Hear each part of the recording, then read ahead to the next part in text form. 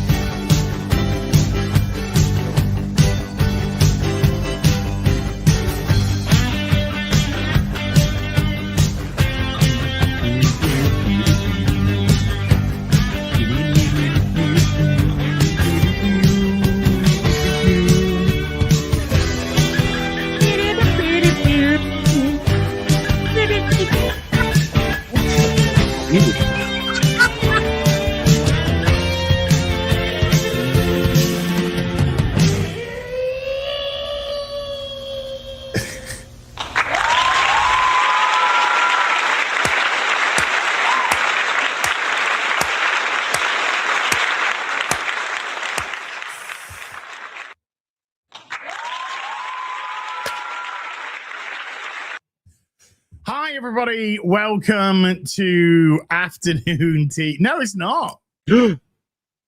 Real Afternoon Tea. It's the real after BBC. Whoa. Speaking of BBC, Mauler. Oh, yes. Oh, yes, I'm listening, yes. Looks like friend of the Pokemon community, DSPs. He's into some BBC. Was that really a surprise? I mean, come on. He admitted to somebody saw his laptop or something and he'd left some BBC lovemaking. That almost seems too perfect. Like, of course.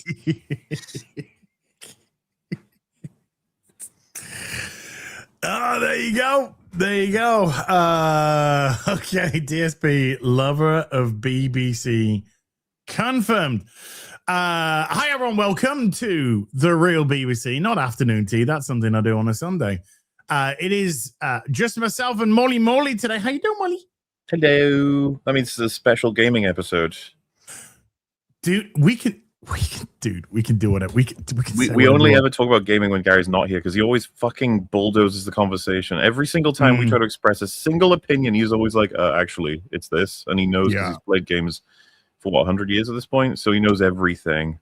He knows every developer, every mechanic. If you say, like, oh, I like it in shooty games where you throw a grenade, he'll be like, do you know where that mechanic comes from? And you'll be like, ugh. The first grenade that was thrown in a video game was in Pong, and it's like, no, it wasn't. And he's like, yeah, it was. Then you'll have all the graphs and the scales and the statistics, presentations. Yeah. So whenever he's not here, we like to just stretch the old gaming muscles. What ignorance we can bring to the table. I mean, you and I have not had a conference since Mixtape happened. No. No. Do you know that's infected? Like loads of people playing that now. You were like a patient zero almost. Yes, I wouldn't say I got bullied by my audience because we do like a bit of cringe.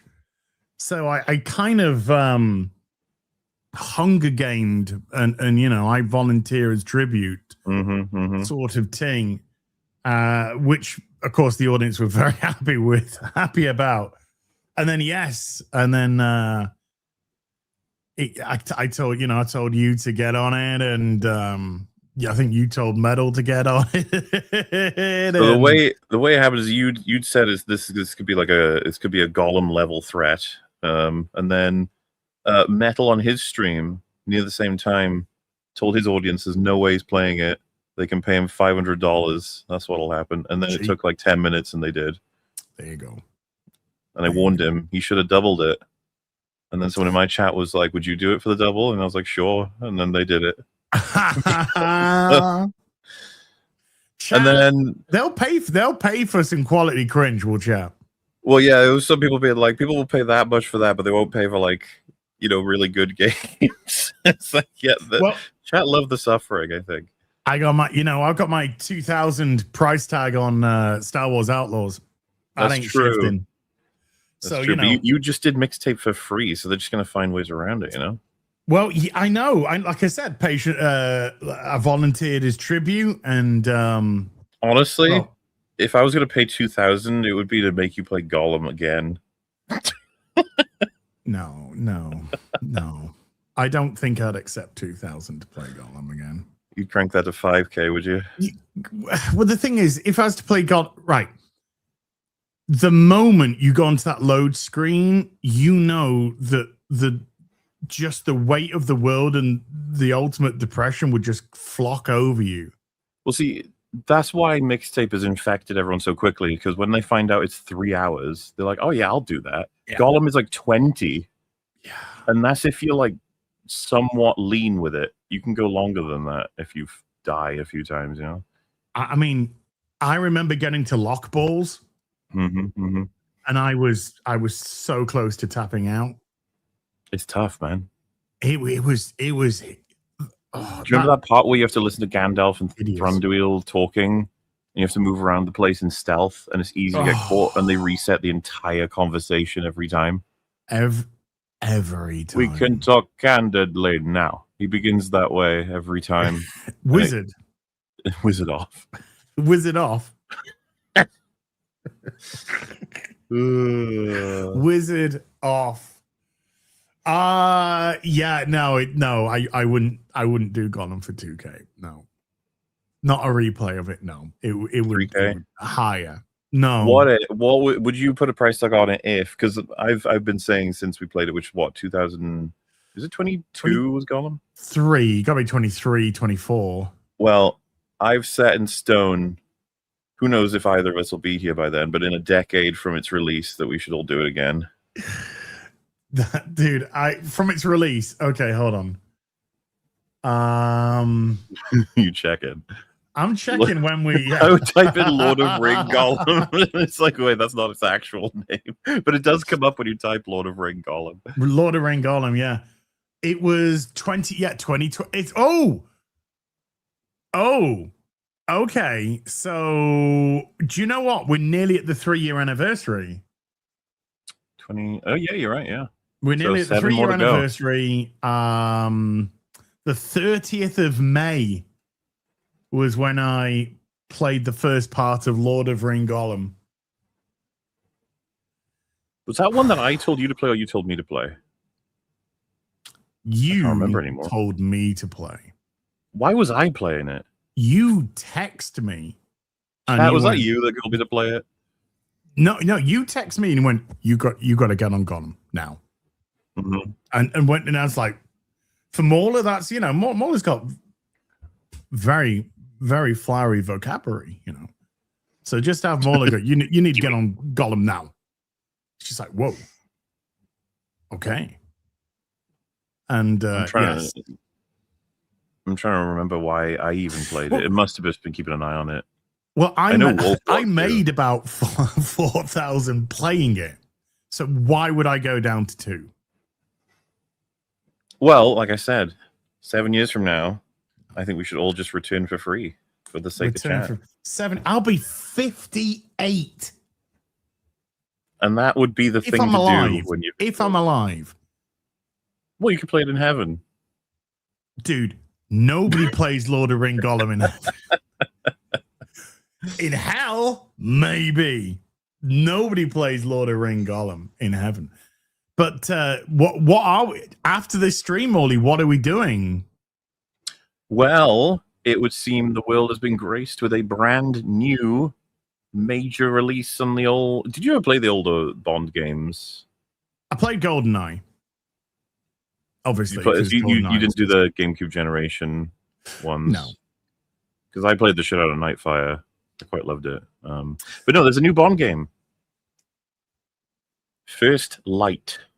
It's already caused a bit of a kerfuffle. Everyone discussing where and what Bond should be. Somehow I doubt we'll ever get back to a Bond that, the way that he should be. But we'll see what mainstream video gaming has to offer, I suppose.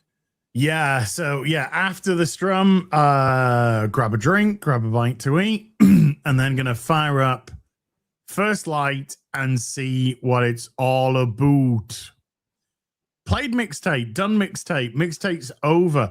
It was quite funny because I watched quite a bit of your mixtape playthrough. Oh my. And whenever I seen anybody get to Stan Bush, you got a touch. It just everybody just seems to go, oh fuck off. Yep. It's just theft at that point, you know. That's how it feels. It's like fuck off, fuck. Yes. Fuck. And then Porty said later on, and I was just, fuck, get out of here. Get out of here. Well, I mean, yeah. You know, I was disappointed to find out that when you got to the door where you could draw anything, you just did like one big color. The door that you can draw anything. Yeah, you remember? Do you know, honest to God, I cannot. It's like when? It's when you're at the like that little cabin or whatever, and they say oh yeah. You can paint the the door. Yeah. And I just painted it white or something. Do you see what I painted? No, I'd fallen asleep by then. I think if you wouldn't mind, listen, did you draw a cock? Why don't you? I can send you the because everyone draws cocks. I've in the private chat. I've linked you the. Have a look. You can pull her up. Okay, hold on. Let me just go and put that over there. Let's just share a little bit of this. Sorry, chat. You're gonna have to bugger off there. There is the Staschenheimer. Wait, is that? Dash. I require alcoholism. Oh, I guess this is the timestamp, yeah. Yeah. Oh, I just flicked it back a touch. Okay. I wish I hadn't. Oh no, it's a memory. Fuck. No, you're what? Let's see.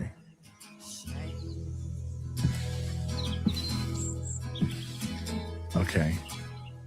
Zipper, maybe? I don't know. Oh, this is just me fucking around. Then I realized. Okay, now, infinity. Yeah, it's working.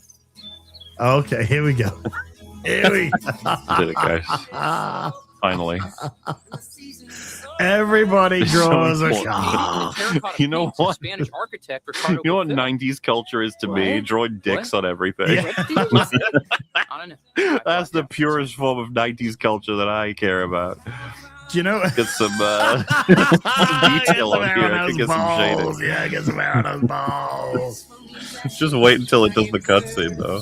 You know I'm that so glad we were able mixtape's to going to do have the this. last It's laugh. a very important aspect of my life. Because it'll We get are. an Very, award or very something. good.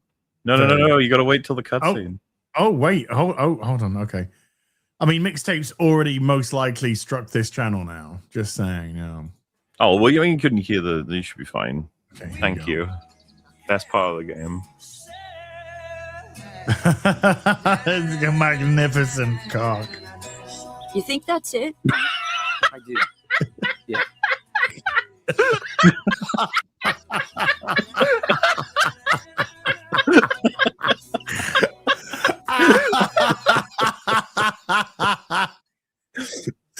It's the way that all the characters like smile and look at it like, oh, what a beautiful So drawing. proud.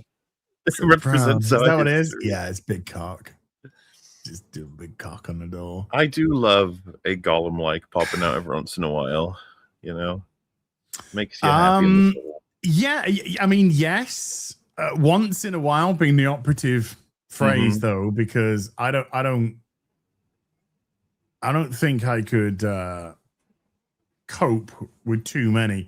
I just want to bring up some mixtape statistics for you. Oh God.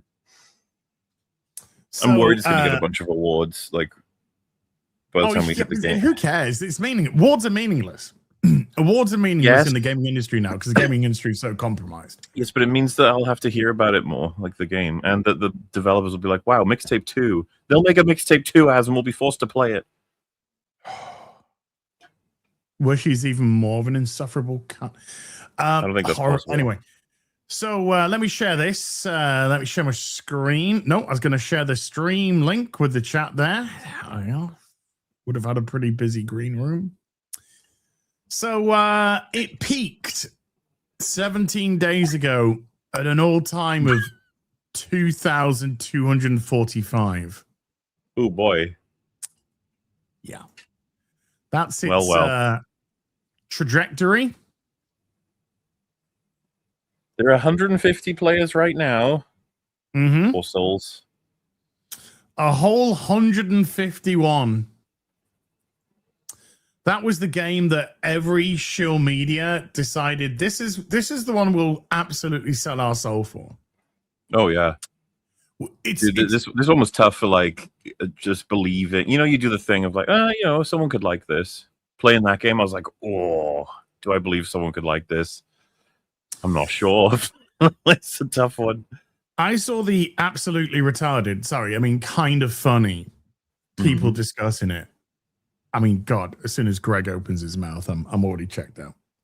But they had 3 people, and he obviously bent over, took all 12 inches of the Ellison cock from her, inside of him, and then the other one did, and then there was this third presenter who was black dude, and he was just like, "Oh, I was too young for all of this," and I was just kind of like, "Oh, this guy's going to have actually going to have a normal take." He said, I was too young for all of this, I absolutely recommend it to everybody. Just like... well, first of all, it doesn't matter what age you are, different people have different insights as to the culture they're referencing and even the media and the songs and everything. But at the same time, it's like, you don't need to have been around then to know it was just absolute shit. Well, it had nothing to do with the 90s anyway. So difficult to listen to the dialogue. Hurts. Hideous. Oh, and that was the thing again. That was clearly one of the notes that everybody was given, because if you listen to all the shill media, they all reference at some point the dialogue was amazing. It was as if people were just talking to each other. You're just like, what? Nobody on planet Earth talks the way that these fucking people do. No, and the what's her name? Is it Stacey Rockford? I've already started flushing it. Whatever, the main girl. She's rough, man. Like everything she says, everything she believes in, some of the worst shit. Every time she introduces a song. I wanted a body to be found under the bridge, drowned, noose around the neck. Yeah. Well, actually, Fringy, when he got to the door, he actually painted a version of himself hanging. Yeah, a noose, just a noose would have worked. Just a noose. It's pretty funny. There's a cutscene layer where they like argue with each other. In the background, you can just see the picture of him dead. He even drew like a kicked over stool. I think all the conversations were rough, all of them. But I think the worst was towards the end when Cassandra confronts her dad and he lets her go. Yeah, where she basically threatens that she'll burn down the entire fucking town if he doesn't relent. And then he's like, okay, honey. Yeah, because they can't do a mixtape 2 with the same characters, because if it was in 10 years' time, Cassandra would be in federal prison. Mm-hmm. Unless they're taking a mixtape to federal prison for Cassandra. Yeah, you could be making the tape in prison. Fucked in the head.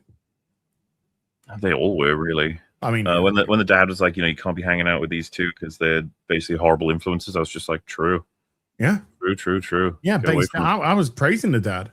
Right. Well, when she met them in the story, she said the whole reason she wanted to hang out with them was because she was told not to. Yes. And then when they were doing all the vandalism and stuff, and she was just like, I want everybody to know that Cassandra did this. Like, have you no respect for your father, your parents? Nope. The fact that this could have a knock-on effect to his job? Nope. As a police officer, you don't. I've never seen such a selfish, self-centered group of people. No, and the game frames the parents caring about them as like some evil and restrictive act. I think I was like fully checked out once they said, you know, oh, Cassandra, she's amazing at everything, but she won't pursue anything because her parents support her whenever she does. Yeah. I was like, oh, okay. That's great. Yeah, she's one of those. She's one of Forgive those. me if I can't care about you in any way, shape, or form now because you're just a horrible person. Yeah, she's psychotic. She was sociopathic. And they think I was dude. that first slow-mo walk up the stairs. Yeah. You don't show yourself on camera. You don't have an avatar that emotes. And I could feel every emotion that you were going through. I could feel your shoulders sink. I could feel your body language slouch. I could feel your eyelids start to come down, the droop of your mouth. I felt every single solitary bit of just that misery that you're experiencing in that wonderful moment. Many such cases, and every time they present you with any notion of gameplay, it's like, can I do this? And it's like, no. What about this? No. This? No. Okay. Can I go over here? No. Seems that you and I both found unique. Why do you want to go off the rails? Why do you want to do that? Why just do what we want you to do? We both locked up our games in different ways. I don't know if you saw mine, where I was in the wonderful fields, jumping and leaping. And I did see that. I accidentally, I guess, went the wrong way and then just got stuck in a tree.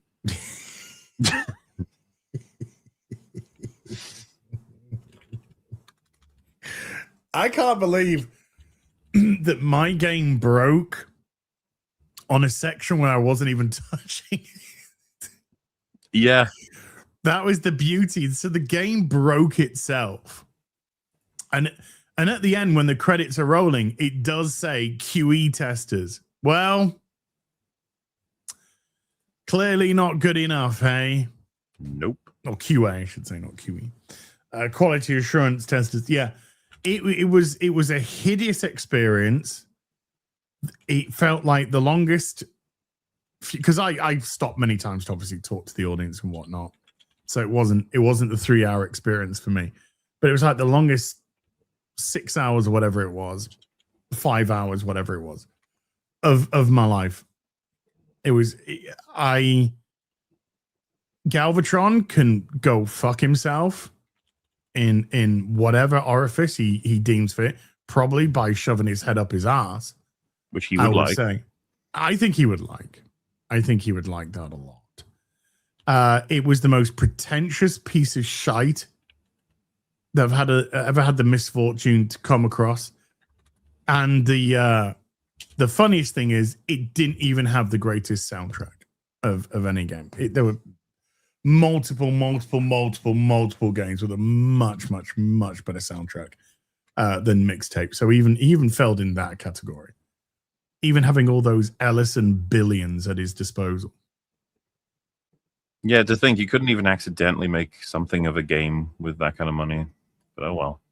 No, I mean, it wasn't a game. It was no. Look at my pretentious life. This is how I feel I should be. Presumably, you got the same impression I did. This guy, when he was a kid, was told by a lot of his friends and his peers and his authority figures and his parents that he was fucking up significantly, wasting his life or making the wrong decision. He was just like, I was right the whole time, and they were all wrong.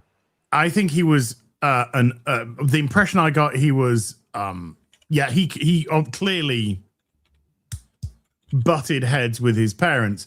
But yeah. I also got the impression that he was probably disliked at school. Oh, yeah. Probably bullied. Nobody gave him time of day. So the compensation, the overcompensation that anyone would think these fucking 3 retards were cool is hilarity in itself. Yeah, it's kind of like James Gunn. Suffering from James Gunnisms. Many such cases. What can you say? I can say that it was a moment in time and that's all gone now. And I'll never, ever play Mixtape again. What a shame. Don't you want to do hard mode? Is hard mode trying to get through the game again without killing yourself? Yes. And so a lot of people can't achieve it because they already failed normal mode. Yeah, I have not seen a single badge achievement of anybody doing it on hard mode. I did hear that the suicide rate had skyrocketed, though. Well, not skyrocketed at all, because only 2,000. You know. I've heard that Canada will be adopting this game as part of their sort of medical assistance programs, so that's pretty cool, huh? As an accolade. Where does this stack with you? With Gollum? I was pretty comfortable saying it's very probably the worst game I've ever played, because it's barely a game and it doesn't even function at that point. So at least Gollum was trying to be a game. Yeah, it tried to have gameplay. It failed miserably, but it tried to have gameplay. Yeah, this wasn't even a game. I think I actually said, it's funny because you referenced this when I was watching you. You referenced, not me, but you referenced something I referenced when I was playing it. Because I think somebody just said in your chat, RIP Total Biscuit. And then I think you brought up Dear Esther, because only you were like, oh yeah. No. And I actually, when I played it, I brought up Dear Esther. And I said, I would rather be playing Dear Esther again than this. Because at least Dear Esther, the story, the narrative was intriguing. That's the point of Dear Esther, right? You're supposed to walk and interact and read and go through the story that way. Mixtape is, it has all these different sequences that are trying to be portions and pieces of gameplay that are all extremely limited and break if you push them even slightly out of bounds. Yeah. Yeah. Like in the beginning, one of the funniest things, well, not one of the funniest things, because the whole thing was just funny in the head. But you introduce at the beginning of the game the various, you can jump, do ollies, blah, blah, blah. Yeah. And then a car comes. Can you jump it? Nope. No. Can you put any of those skills that the game was telling you into effect? No. No. You could. Do you know what you can do, though? Stay on the rails. Don't come off those rails. Yeah, the developers get really mad with you if you try to do anything. I actually had 2 breaks in my game. Because at that beginning section, when you finished on your skateboard and you slide down to the house in the cul-de-sac, it fucked my PC, just all went off. It fucking bricked my PC. I don't know what to say. I guess it was a sign from on high trying to stop you. I know. I had to reboot. The fucking PC. It just went off. Everything went off. I was like, what the? See, I didn't get that kind of peace. Mine worked throughout. That was that. I know. I was just like, what the hell? It just fucked my PC. You can tell it's been made. Yeah. So you can give it all the accolades you want. You can make it Game of the Year at the Game Awards if you want. It meaningless. Unfortunately, well, it's meaningless to us in terms of like a sign of quality or whatever, but it unfortunately gives the people who made it more opportunities in the industry, more sort of awareness, reputation, even more funding for future projects in theory. Like Lord of Ring Gollum, that deserved Game of the Year, but it didn't get it. We didn't get a sequel. So let's be honest, if they'd announced and released a sequel to Lord of Ring Gollum tomorrow, you'd jump on it. You'd stream it.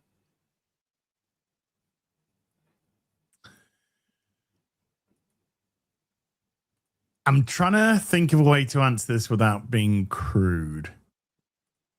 Why? Okay. Well, anyway. I mean, the financial incentive would be immense. Because chat want to see you just lose your mind. I said at the time I would. Why does that give you joy, chat? I would have loved for them to make a sequel, but they had less time and less budget, but they had to make it just as long. No, oh god, 20 out. God, dude, come on. Come on. But at least they're adapting the game into a movie, of course. You see, there was that article that said, like, probably it has something to do with the game's release, like the Hunt for Gollum movie. It's just as if there were cultural rumblings thanks to that game. It's a lot of retarded people out there, dude. A lot of retarded people out there. Did you see the? I'm trying to find the interaction, but I can't. I hear that Angry Joe and Jeff Keighley had a nice little ding dong with each other. Oh yeah, like a recent one. Well, I think Angry Joe tweeted at him something like, "Why wasn't there a best new MMO award at this year's games, at last year's Game Awards?" And then Jeff Keighley responded with, "Do you want to name any MMOs that came out last year, Joe?" It's dumb. Damn. Oh, poor Angry Jose. Oh, dear. That's a shame. But yes, I'm trying to find that interaction. It sounds so funny. It does sound so funny. But yes, video games, they're great. Oh, is that that's the iconic clip, isn't it? That's like because the people have been bringing up a lot of Angry Joe stuff, because I think Gamer from Mars made a video on him too. But that's the one from, I want to say something like 10, 15, maybe even more years ago, because it was like, oh no, it was the interview, I think. Oh, the interview. Oh, when he sat down on the. Yeah, I'm not like a super brushed up on my Angry Joe lore. Oh, that's a shame. That would have been great if that was current day. We should have been able to tell just from how he looks in that clip. I haven't seen the clip. I only heard that they had a. Oh, okay. Well. Oh, that's gutting. Well, you can, yeah, guys. I mean, I'm no all painting myself, but guys, he's looking, looking a little rough.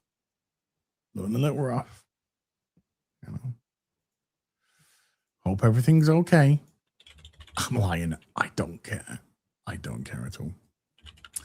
So yeah, so after the stream, Morley and I will both be firing up our respective Jams Bond, yeah. which, by the way, has got 10s across the board from Shill Media, which makes me nervous.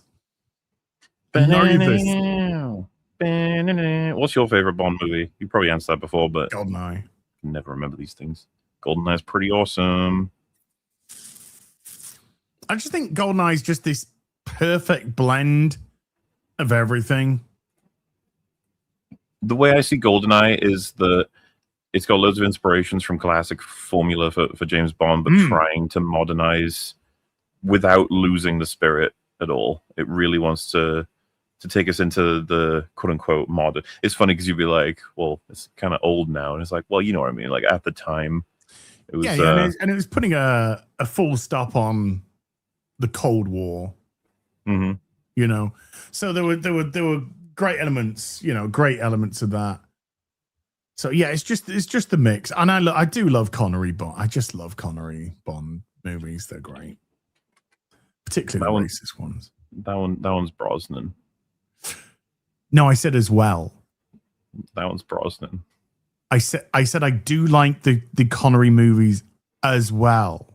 That one's Brosnan. I know. Pierce Connery. What did Gary call him? Piers Brosnan or something.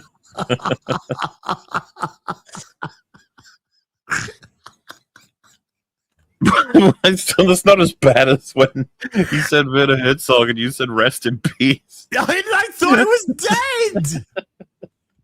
I think that's fine. I think it's fine to think that somebody's dead and they're It's alive. fine to think someone's dead. What? Well, never mind that. When it's only recent, obviously when Bruce Campbell, came out and said, "I got cancer. I'm going to be fighting cancer." God bless Bruce. And then on X, they in the news section, it was like R.I.P. Bruce Campbell. I thought he died as well. Yeah. I went to bed, I woke up, and I just see R.I.P. Bruce Campbell on X. I was like, he literally told everybody, and then I was like, oh man. So I think I was firing up an afternoon tea or something. So I fired up the afternoon tea and I put R.I.P. Bruce Campbell. Then the chat were filtering, going, wait a minute, he ain't dead. He ain't. Like, wait, what? I mean, it's just good news. Good news, Yeah. So there's been good news. Bruce Campbell's still alive. Werner Herzog's still alive. And Werner Herzog, Jon Favreau admitted that when they were doing Mandalorian and that they were opting for CG in those places, the Werner Herzog called them cowards. It's very cool that Jon Favreau said that, because I'm very glad to know that was a thing. He just gets better and better, doesn't he? Oh, do you know what doesn't get better and better? There's so many answers to that question. Thinking a little bit on track. Star Wars. Nothing but Star Wars. It's always Star Wars. And whatever. Apparently, you're never going to believe this, but the Mandalorian and Grogu, the mango and guac, whatever you want to call it, did in fact not save Star Wars. Damn. What? What? Against all odds, dude. Against all odds, it defeated itself. And not only that, it's now coming in at the lowest opening weekend. Fucking the numbers is shit. It really is. It really fucking is. It is just forever going down. It can never handle its own traffic. You've made me have to go to Box Office Mojo. My God. My God. Do we have Monday numbers? Yes, 19 million for Monday, Memorial Day. Solo did 18 million on its Monday. So again, very close. But of course, we have to account for inflation as well. But even not accounting for inflation, Solo beat The Mandalorian and Grogu. It did its opening 3 days, 81 million. The opening 3-day weekend for Solo was 84.5 million. Oh dear. Oh dear. Oh dear. But even worse, if you adjust for inflation, that 84.5 million becomes 112 million.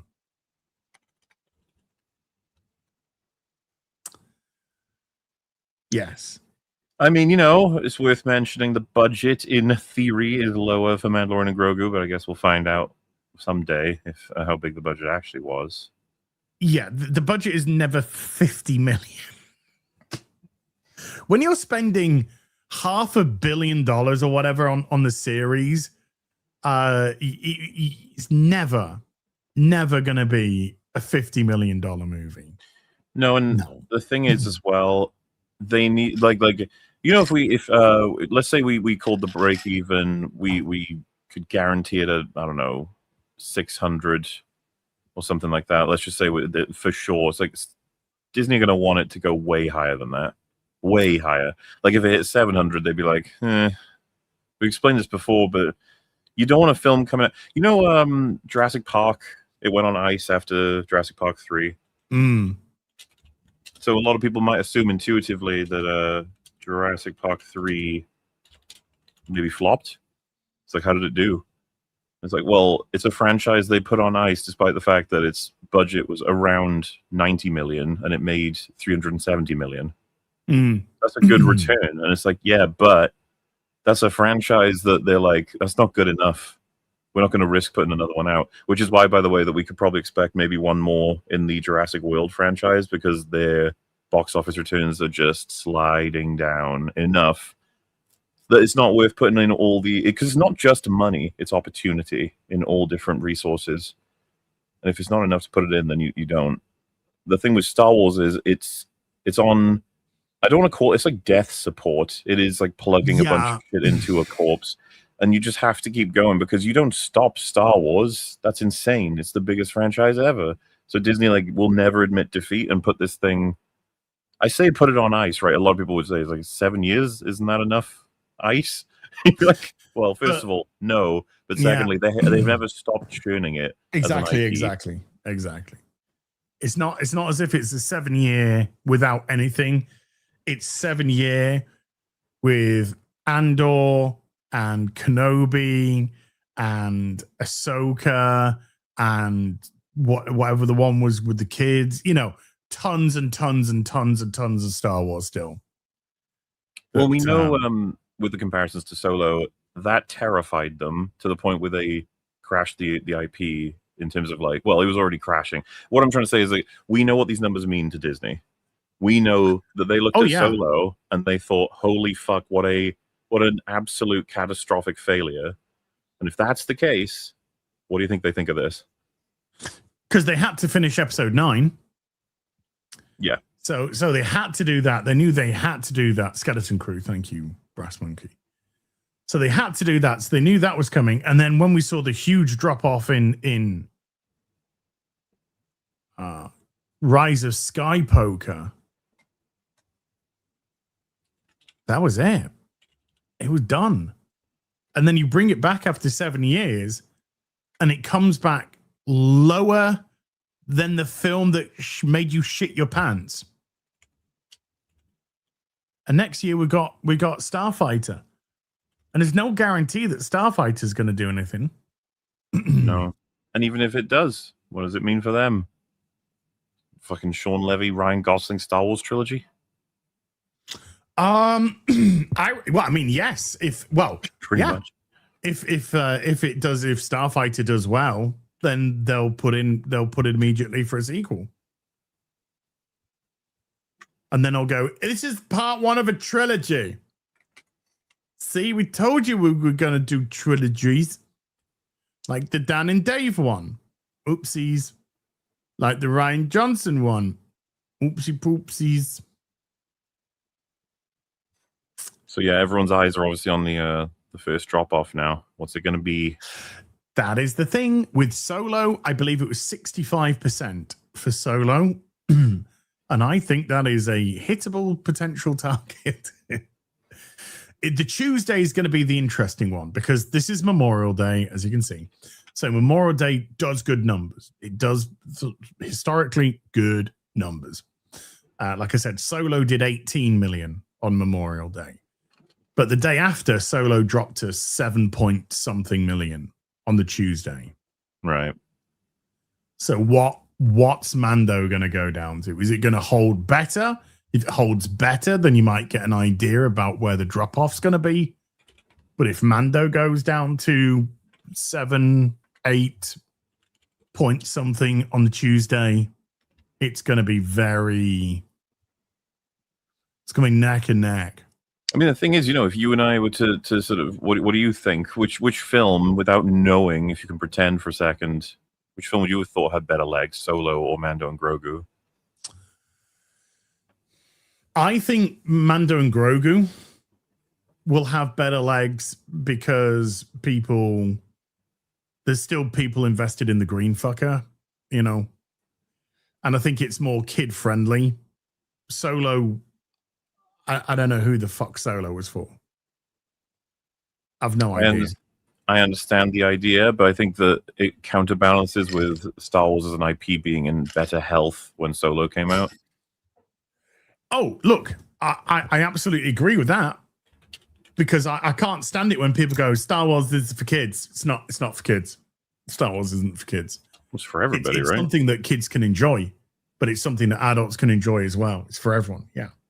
So when people just go, it's a silly space wizard movie for kids. Yeah, okay. Phantom Menace. Let's talk about this Phantom Menace movie that deals with a trade dispute. I mean, yeah, I would agree with you that these films are supposed to be able to be enjoyed by the whole family. Yeah, which includes children. But the idea that it's only meant for children, i.e., why are you even talking about it, is really weird for a franchise this huge, or once huge. Yeah, I'm just thinking from a merchandise perspective. I think Mando's got the edge, so it might hold better. Well, I know I've seen countless fucking iterations of Grogu merchandise all over the place, so presumably it's selling. I don't actually know.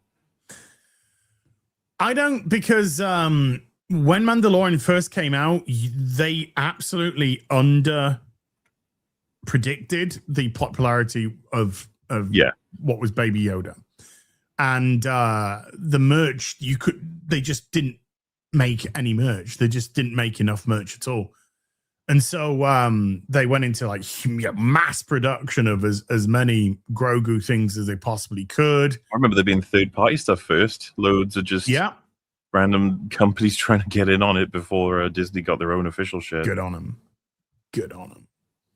And it's China. You know, and this is what China thinks of copyright. There you go. So yeah, it did gangbuster, and then Star Wars fell off a cliff, Mandalorian fell off a cliff, and you couldn't sell Grogu for love nor money. It was rotting on shelves. Yeah. Now you got the movie out, and we got boom, more Grogu stuff. How well is it going to sell? I reckon there is so much tat that it's not going to sell anywhere close. Like, even with like hot toys, you wanted to get a Mando hot toy, my god, that thing was waitlisted almost immediately, you know. And then and now it's just like, do you want one? No. We got on sale. Not interested. Life-size Baby Yoda? No. It's free delivery sale? No. Reminds me of before Force Awakens came out, Captain Phasma toys like sold insanely, and now nobody even remembers who the fuck Captain Phasma even is. How many lines did she get? 19, was it? No, I don't think it was 19. Across the two movies? Yeah. Was it 19? It could be. Oh, that seems like too much, honestly. Yeah, it kind of feels like was it 9? Was it 9 or 19? I'm gonna quickly Google this. See what it says. How many lines did Gwendolyn have? Oh no. Did Gwendolyn Christie? Is it Christie? Yeah. Christie have in both Star Wars movies. She spoke 10 lines of dialogue. Yeah, that seems about right. Gwendolyn Christie spoke exactly 10 lines of dialogue as Captain Phasma across her 2 Star Wars films. In The Force Awakens, she had 5 lines, and in The Last Jedi, she had 5 lines. Whoa. The character's brief dialogue led to comparisons with Boba Fett. No, it didn't. No, it didn't. In any capacity. But don't you know, Boba Fett had a few lines, and he was quite impactful. It's kind of the same thing. Not really, though. Not really, though. Well, if you were a true Boba Fett fan, you'd have watched his show, so. I watched 3 of the episodes. Or 4. I think I watched 1, 2, either 1, 2, 3 in the last one, or 1, 2 in the last one. Do you know that show basically killed Boba Fett's chances of appearing like ever again? I can see why. I think Tamura Morrison said on like some stage that the show wasn't exactly super well received, and that if you want to see me more as like Boba Fett or whatever, you're gonna have to let Disney know. And then apparently got a call after that, basically saying like stop saying things like that. And he talked about that as well, and then he said that he'd happily come back as, you know, a clone trooper or anything. He just wants to be in Star Wars. It's like, that's so fucking sad, dude. He did in Kenobi. Do you remember him saying about the show that he felt like he talked too much? Can you imagine an actor that enjoys playing the character so much that they're saying like, please give me less lines? Yeah. They fucked it up so much. There was a massive difference between his introduction in The Mandalorian and the Book of Boba Fett.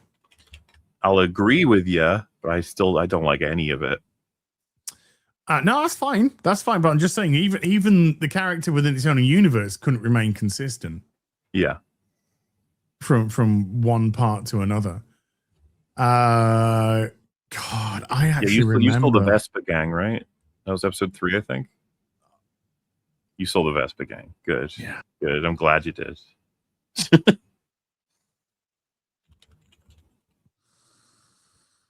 Oh dear God, help me. I will never get out. I will die.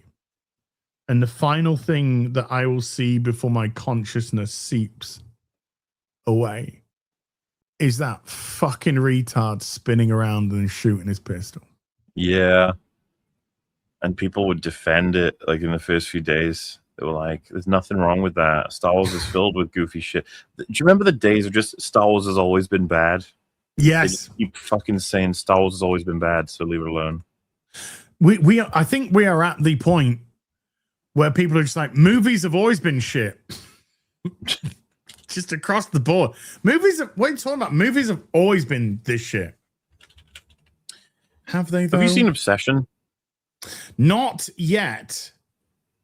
But I intend to. Well, I think it's very good.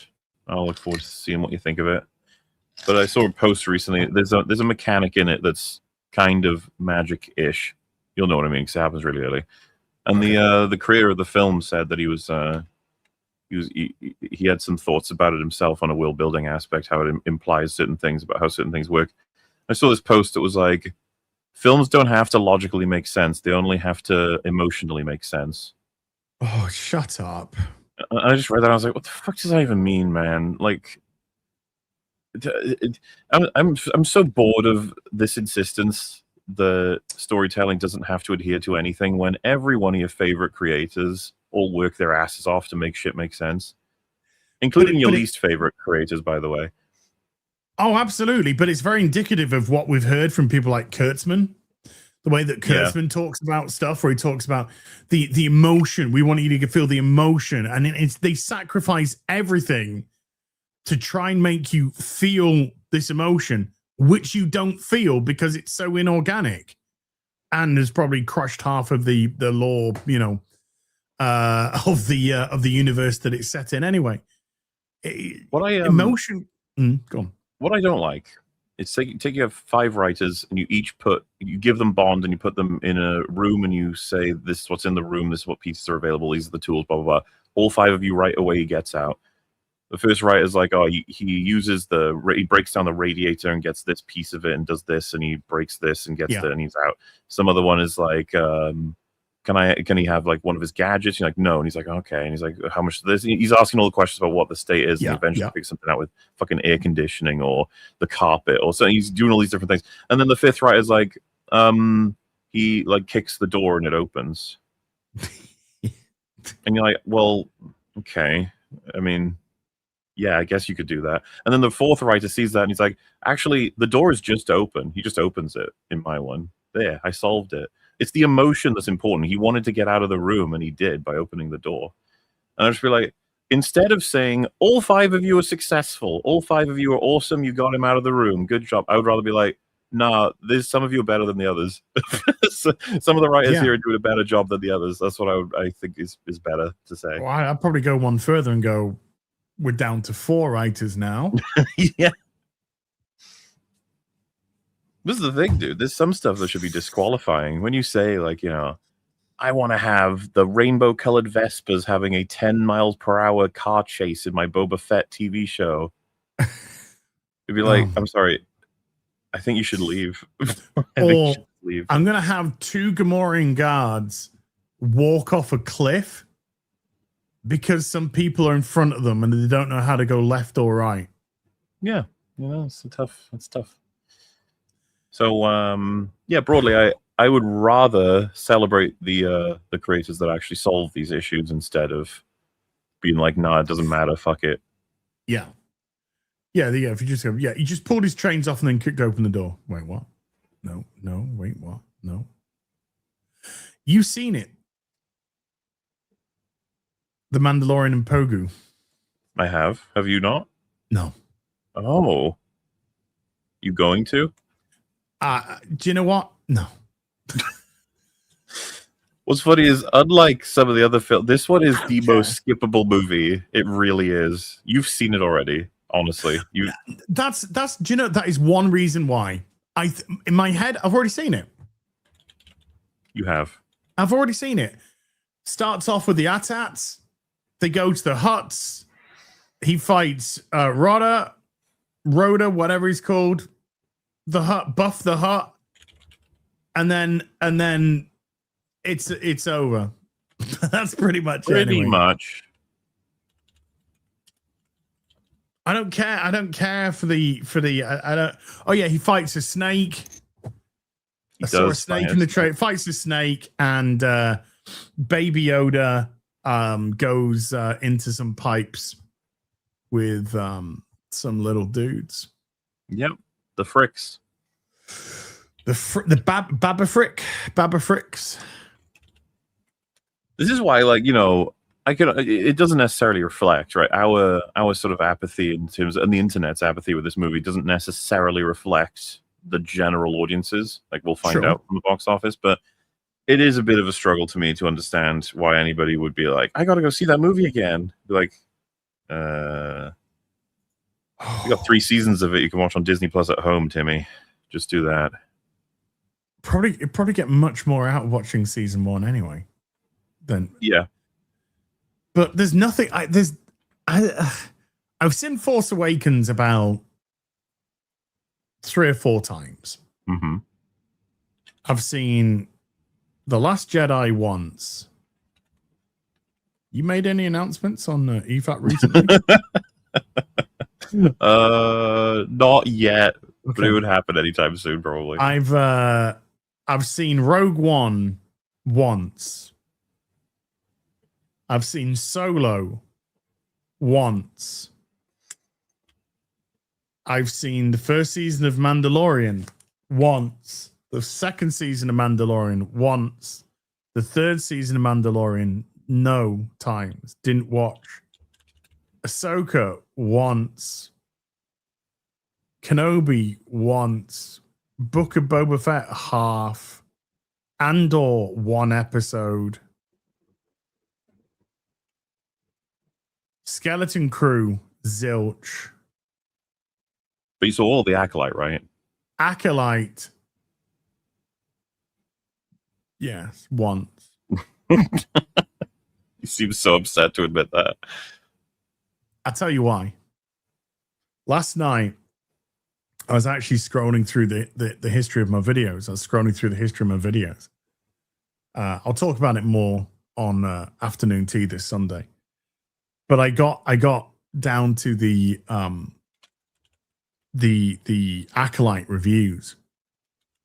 And I think every single one of the Acolyte reviews, maybe one was on 99K, but I think every single one was over 100K. It was just like, people watch the shit out of those reviews. It's just like, holy shit. Because that was just, to me, it was honestly hell on earth watching that show. It's something that we've talked about, and it's like, it's the difference between, I think like that might have been the last time people truly hated what they were doing with Star Wars. And that now we're in a definitive, death spiral apathy. But we've talked about it on different shows. The way they can get back to being hated, because that would be better than nothingness right now, is probably to remake the originals, isn't it? Like that would incense everybody. That because this film is not doing anything for anybody, and neither will Starfighter, right? Like, let's be honest. I can't unless there's just something genius about Starfighter. I cannot see where it would put it this way. I don't see it in any capacity saving Star Wars. You know, I don't see people coming out of Starfighter and being like, holy hell, Star Wars is completely back. Everyone's back on board. This is incredible. We've never seen something like this in movie history where everyone's reunited again for their love of. No, I don't think that's what we're going to see. And then what's to come after that? The retarded Avengers? Yes. We have Ahsoka season 2. Are you excited for that? Which has been delayed till next year now. Still exciting. It's not. It's not. Well, then there's no, the Rey movie ain't getting off the ground. That's nowhere. 3.5 no, years. We've got over all of the major things that we know are happening. That's it. Starfighter, Mando Grogu, and Ahsoka season 2. Those are happening. Other than that, everything else is up in the air. Yeah. I could see Mando and Grogu finishing it. Let's say it finishes at 400 mil, right? Right. Which I think's pretty feasible, actually. Yeah, no, I think so. But let's say it finishes at 400 mil. I could just see Disney going, let's get a sequel going. I could see it. I could legitimately see it. If they do, it won't be Favreau this time around. It'll be Filoni only. Presumably. It'll be Filoni only. Who's already getting blamed for this anyway. I've been enjoying people shitting on his work now more openly. With every instance of his work coming out, more and more people are like, wait, is he terrible? It's like, yes. Yeah. Yeah, he's really bad. Nobody gives a shit about spoilers. No. Did Trapper Wolf get blowed up? No. Fuck! No. So I couldn't even get that satisfaction? Let's be honest, he was never going to blow up. Much more likely to marry Ahsoka than blow up. So did he have this wonderful massive dogfight with an ace TIE fighter pilot? No, and that's the curious thing. I wonder if that got cut or something, because he's conspicuously, they walk into a building and he's there with his cowboy hat, looking super cool and super awesome. Sure. And then he's there at the end and he's just in the X-Wing, and he doesn't really do anything. And I was curious, I wonder if that got cut. Well, it sounds like it, because they talked about a whole segment with him. Oh, that's a shame. I could have taken some solace from him getting blowed up. We all could have, dude. We all could have. Trapper Wolf, what a fucking spasmo. Our fans wanted to call him Trapper Wolf from now on. Like, never refer to him as Dave Filoni again. Make that name follow him. Trapper Wolf. It's called him Trap. It's such a kid's like, I'm awesome. I'm called Trapper Wolf. It is though, isn't it? It's what a 10-year-old when they're playing Star Wars calls themselves.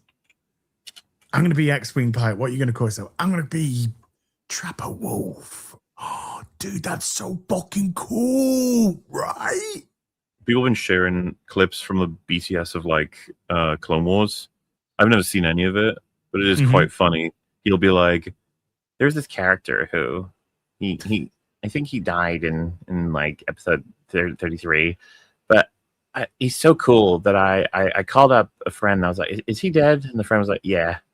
I was like, does he have to be dead?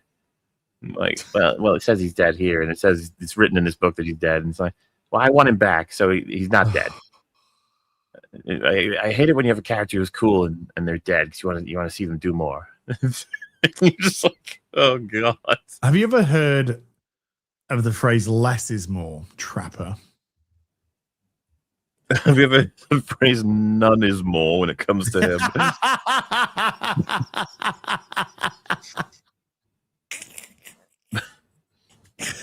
Yeah, we'll have none. Thank you of that, Filoni. I mean, he's fully exposed, though, isn't he? He's fully exposed. Yeah.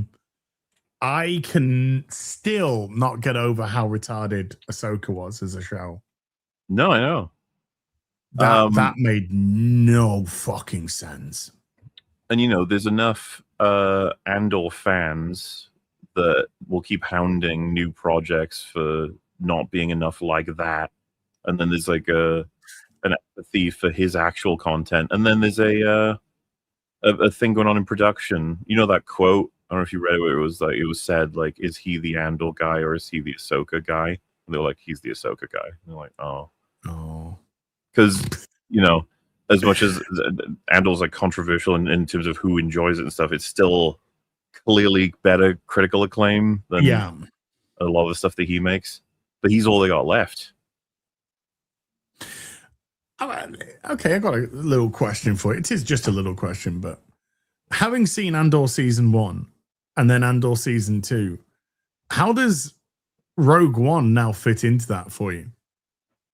I think Rogue One both improves and gets worse when you watch it after Andor, because that film doesn't really make a lot of sense when you go from watching 2 seasons of it's all about Cassian Andor, and then it moves over to Jyn Erso to the point where she has to inspire him to do things in that movie.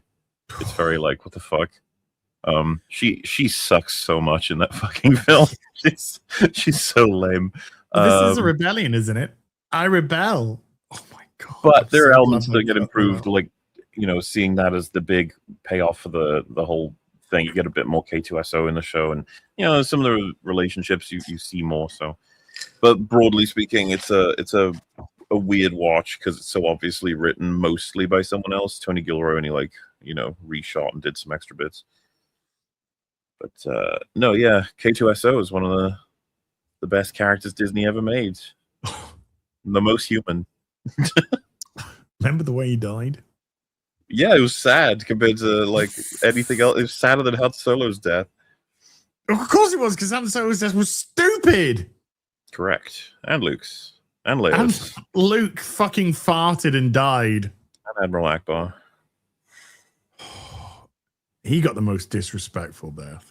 Well, yeah, because people didn't even know he died. They were like, what happened to him? It's like, I got blown out the window and no one said anything. Yeah. Got blown out the window, and Space Mary Poppins was just like, I'm not going to say real. I hate Star Wars. I don't. This is just it, though. I don't hate Star Wars. I don't care about Star Wars. I was going to say, that's kind of where we're at. I don't care. I haven't had any. I haven't not seen The Mandalorian Grogu because I'm mad and I hate it. I don't care. I'm more interested in going to the cinema and seeing Obsession, and I want to sort that out. I'm so busy this week. I'm so fucking busy. Chock-a-block. Yeah, chock-a-block this week, but maybe next week, beginning of the month, I might be able to skedaddle a day to run off to the Cineplex. Yeah, and go see Obsession, but I really don't want to. Yeah, I don't give two fucking shits. Yeah, I am Harrison Ford in the interview. I don't care. I'm literally that person now. That is such a special thing for Disney to have done. For somebody that's loved Star Wars all their life, collected all kinds of merch over the years, from toys to whatever, and then get to the point where just like, I don't give a shit anymore. I don't care anymore. Not a thing. Well, there's always plenty more on the way. I do wear Savage. I do wear what's-a-majiggy's Darth Maul's brother as an aftershave. Oh no, he's Savage, not Savage. Okay. It's close. It's close.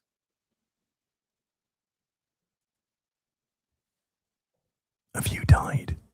No, I'm right here. Oh, okay. Hi.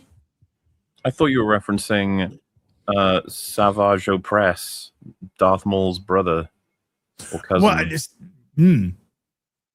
somebody in the chat said you were as where's Savage, which is true. And I said Savage like savage. What do you think of Savage Opress? I don't. You told me he was your favorite character and that you've drawn little pictures of him. And you dressed up as him for Halloween. So I think it's pretty awkward that you're lying to your audience right now. You promised you wouldn't tell. They made a hot toy. Of Savage Opress? Yes, sir. My God. Yes, sir. That sounds wonderful. I'm gonna see. I think it was sold out as well. Let me see if it's He got his arm cut off, didn't he, in the show?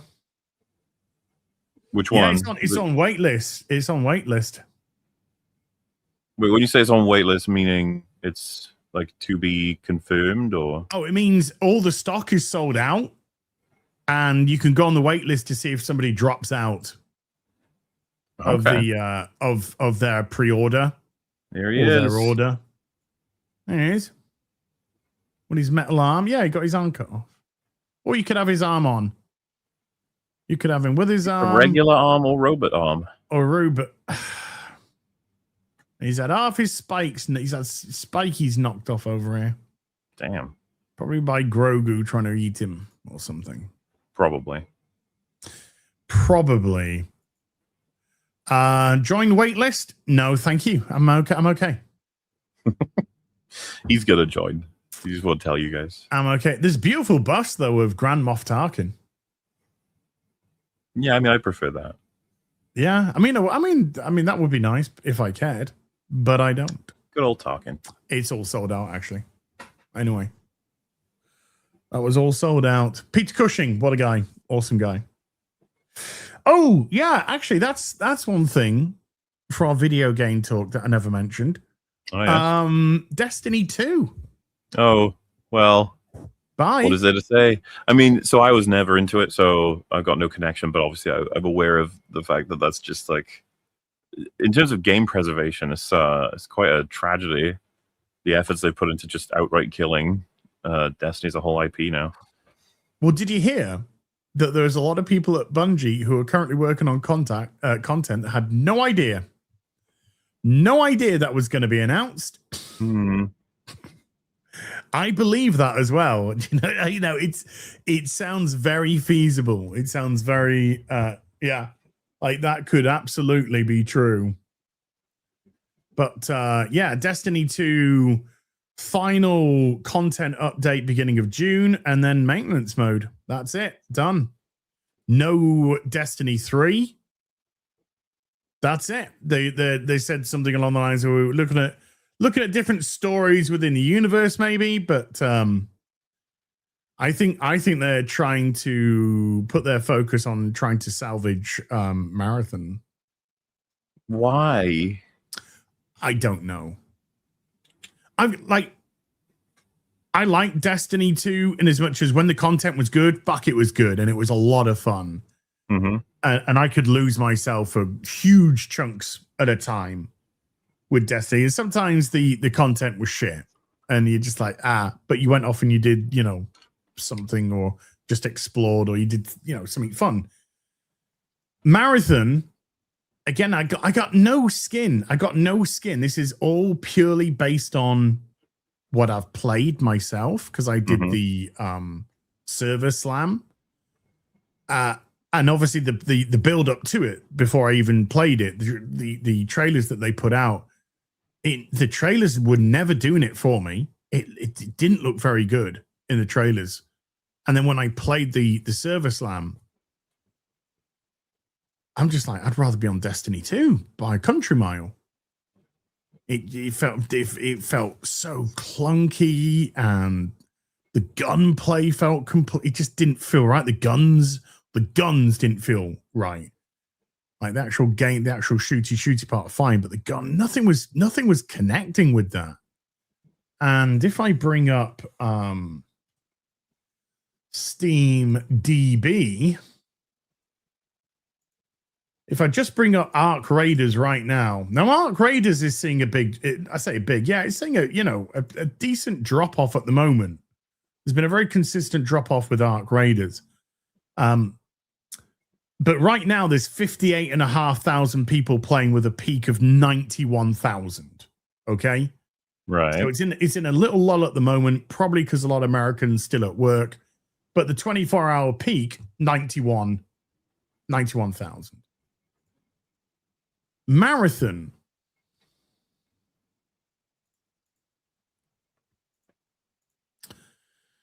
Marathon never even hit 91,000 at its peak. And we know as well that the vast majority of Marathon players are actually on PC as well. So this is very concerning. 24-hour peak of 11,000 and 6.4 playing now. That's just, that ain't recovered. That's yeah. And this is only what? When did it come out? March 5th. March 5th. And here we are. It's like the Cornetto trilogy, but Concord. What the fuck was the other one called? What was it called? Which one? Give me some The clues. one that's just shut down like a couple of months back. High Guard. Oh, I was going to say Vanguard. Yeah, no, I was thinking Vanguard as well. High Guard. And then Marathon is looking in terrible. Regardless of whether you like I said, no skin in this fight, but I just didn't enjoy it at all. But it's and you've given up Destiny 2 for this? That's crazy. Maybe they have more concerning internal numbers for Destiny than we even know about. Well, okay. Let me, because I recently looked at Destiny's numbers, by the way. All right. Let me just bring up Destiny 2's metrics on Steam only. And for all intents and purposes, does pretty decently on console, which Marathon is not doing. Over twice as many people in the game of Destiny 2 right now than Marathon. Right. And another 8,000 peak. And obviously it peaked 3.5 years ago, 317,000 players just on PC. So it's you see that when they drop content, expansions, etc., brings a lot of people, like huge amounts of people back. Even June 2024, it's only 2 years ago. 300, nearly the all-time record, just 2 years ago. Little content drops. 108. December of last year, 71K. Since it was announced that it was going into maintenance mode, it's actually just peaked up a wee bit. People going back on it. But you'd have to think if they dropped an expansion, you'd get a good spike again. So, I mean, surely it's just a matter of they've made some calculation behind the scenes that it's not worth it anymore. I guess we'll never know. Yeah. I guess we'll never know. But it's crazy. I think it's crazy. Yeah, I was surprised. I mean, I was done after Lightfall. Lightfall was the biggest pile of fucking wank, laughable piece of wank. But when you see Bungie, the amount of money that they're invested in DEI projects and all this kind of stuff, you're just like, yeah, it's done. You're done as a company. You're not interested in making great games anymore. You're more interested in giving HR a fake job to fake people. But fuck them. Fuck them all. Oh yeah, I like that. What's Lightfall? Lightfall was a Destiny chapter, and you went on this planet of gay silver surfers who were all non-binary and all men though. And it just sounds like an average Doctor Who episode right now. Or a new Doctor Who. It had just as much tinsel and sparkle. And good segue, because I just brought that up. Speaking of Doctor Who, got a video out, but in case you haven't seen the video, Doctor Who's 2026 Christmas special reportedly scrapped. When are we going to find out for sure? That's crazy bad.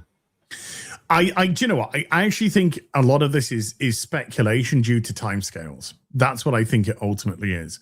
Because a couple of days' time, we're going to be in June. So we got June, July, August, September, October, November, December. We got 7 months to cast a Doctor, to get a script, to go into pre-production, to go into production, then do post. So for a Doctor Who Christmas special, which tends to be an hour and a half, right? Best part of an hour and a half, maybe an hour and 20 minutes, something like that.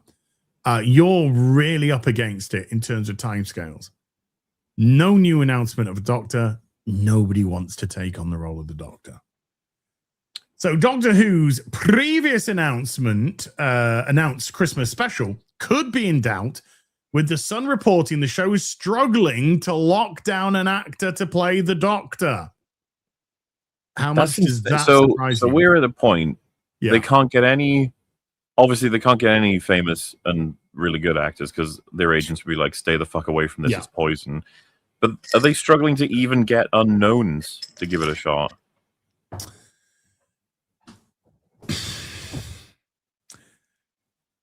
I think they're looking for a very specific Doctor.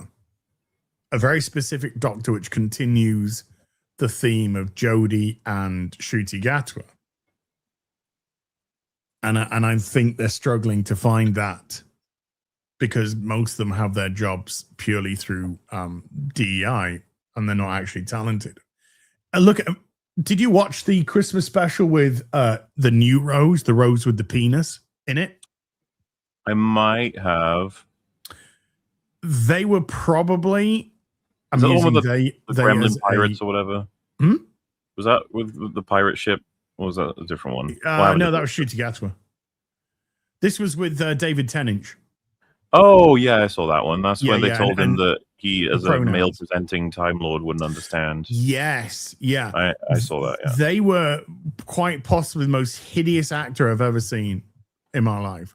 They couldn't act for shit, but they were a man in a dress, and that's all they wanted. So Russell T Davies got what he wanted. David Tennant, yes, that was his nickname on set. By the way, it was David Tennant because apparently he has a bit of a big cock. And I think it was Billy Piper that gave it to him, gave that name to him. Man, John Barrowman must have been good friends with him. Oh, well, John Barrowman was dropping his schlong over people's shoulders, so that's a neat trick. Try spinning next time. Their report claims that the festive episode may have been. We both just did a Star Wars reference separately that was completely different. What was that? Because you said spinning is a good trick, and I said it's only natural. Oh, very natural. Who said Star Wars is dead, eh? Yeah, well, we can. But we are memeing the prequels, though, so. Yes. So. Yeah, there you go. What you will. Yeah.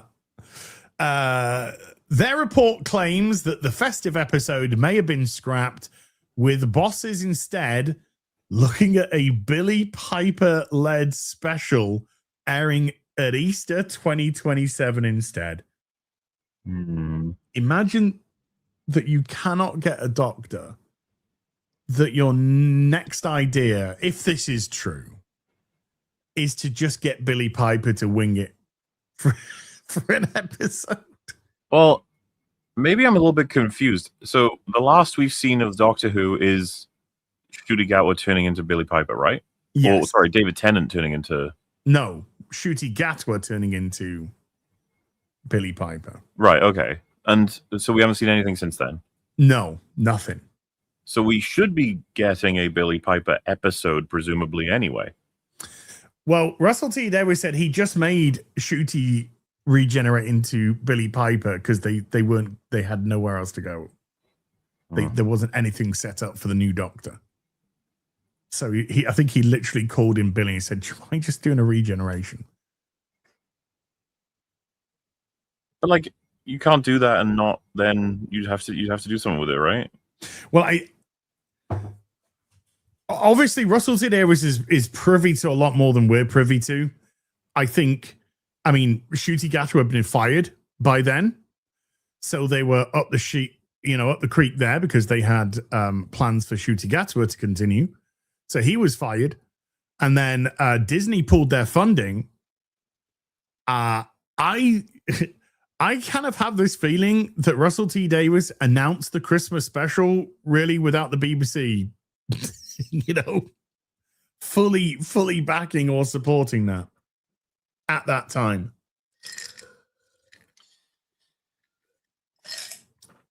So all things were going haywire by the sounds of it in season 2. And judging by, and I know it's written for him, but judging by what Ncuti Gatwa said in the SNL UK monologue, I don't think he really gives two shits about Doctor Who in the slightest. No.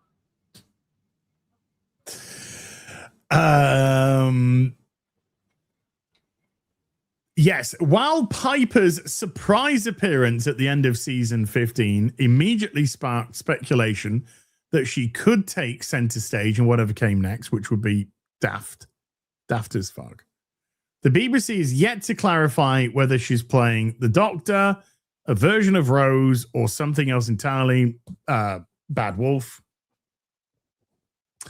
With Piper, an in-demand actress, it is possible that any shift from Christmas 2026 to Easter could be tied to her scheduling as much as creative uncertainty. An unnamed insider said despite reassurances that the show would be back on our screens with a new series, there's been no confirmation from execs about when that will be. They added, and they proudly announced that the Doctor will be making a comeback in this year's Christmas special. Now, with less than 7 months to go, that looks like it's hanging in the balance too.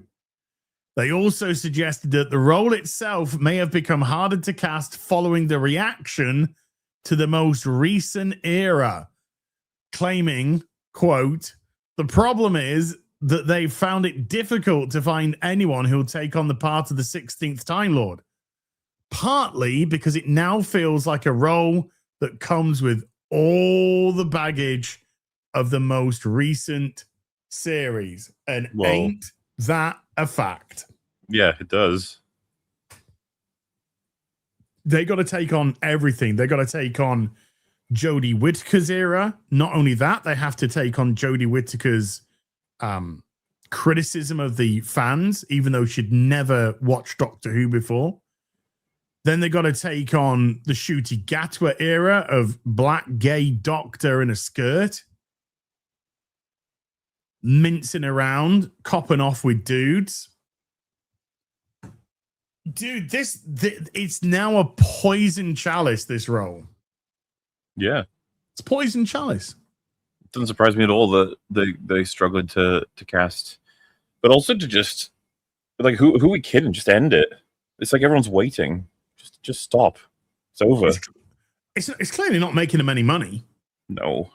Well, it reminds me of Star Wars. It's like, we're just going to keep going because you got to keep going because you got to keep going. It's like, guys, I think you killed it. Obviously, Doctor Who's in worse position than Star Wars, but still. Yes.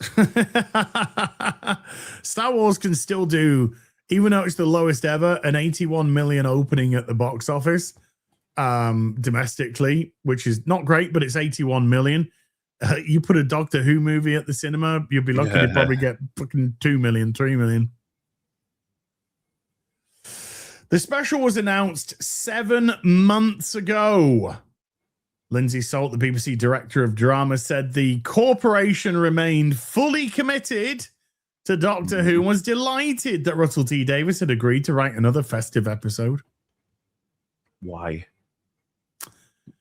Do they? Are you, though? His fucking recent outings have all been disastrous. Well, and again, what we just said, concerns were also reportedly raised about the quality of any rushed festive return. With the insider adding, there are fears that even if they do manage to pull something together, it's going to be a poor cousin to previous Christmas specials, which haven't always been adored by fans, because the last few have fallen off the fucking cliff in terms of ratings. Even though the initial source, I'm afraid to say, is The Sun. Even though that is the source, we've discussed this many times on A Real BBC. We've discussed it many times. Any announcement of a new Doctor? No. Any announcement of any filming? No. Pre-production? No. Nothing. And we've been kind of running that gag, so to speak, for a few months now. And now the Sun are running with it. And even if the Sun are bullshitting, which again, it's the Sun, logically, you can get to this place just logically, because they are up against it with time. There has been no discussion whatsoever about the Christmas special from Russell, even though he's had plenty of opportunity to do so. He's doing a play with Pet Shop Boys. He's doing his new I Am Gay TV show. But this time, I'm gay and I'm being targeted show. So he's had ample opportunity to bring up the Christmas special, to bring up the casting of a new Doctor, all this kind of stuff. Nothing. Zilch.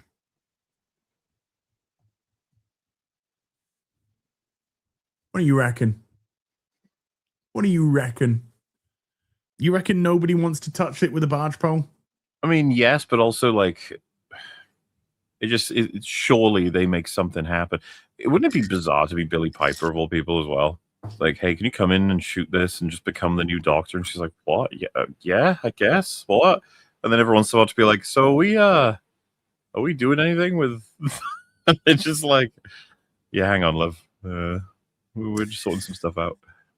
Well, I'm pretty sure when Russell approached her, he said, look, can you just do this regeneration for me? And then when it comes to the Christmas special, you know, it'll be explained what you are. You'll be Bad Wolf or something or blah, blah, blah. And then we're going to actually have the new Doctor and yada, yada, yada. And then you'll dissipate by the end of the episode. Now, it's kind of like, Billy, do you mind just shouldering this for us, please? Because we got shit. I know it sounds insane. Somebody in chat just went, enough about games. We're talking about Doctor Who. I'm talking about the Doctor Who game. We're talking about Doctor Who. If you really are Brian Adams, which I don't think so. How many weeks were you at number 1, Brian? Never mind. I don't know. No, I think Doctor. I mean, it's dead. You can't even get a fucking actor. You can't even get a fucking actor to take on the titular role of the Doctor. But getting this kind of confirmation is always interesting, though, isn't it? From like knowing they're panicking like crazy. There's a big difference between when you're committed to something to playing along with the ideology. When you're interviewed with something, playing along with the ideology. There is a big difference between that and you haven't even taken on the role. Because internally you can weigh up everything. I'm going to have to be attached to this and that. I'm going to have to be attached to Russell T Davies, and this is going to come with all of this now, and and what's going to happen to my career potentially. Jodie's not really doing anything, is she? Since Doctor Shoot, he's gone to Hollywood, but what's he actually doing?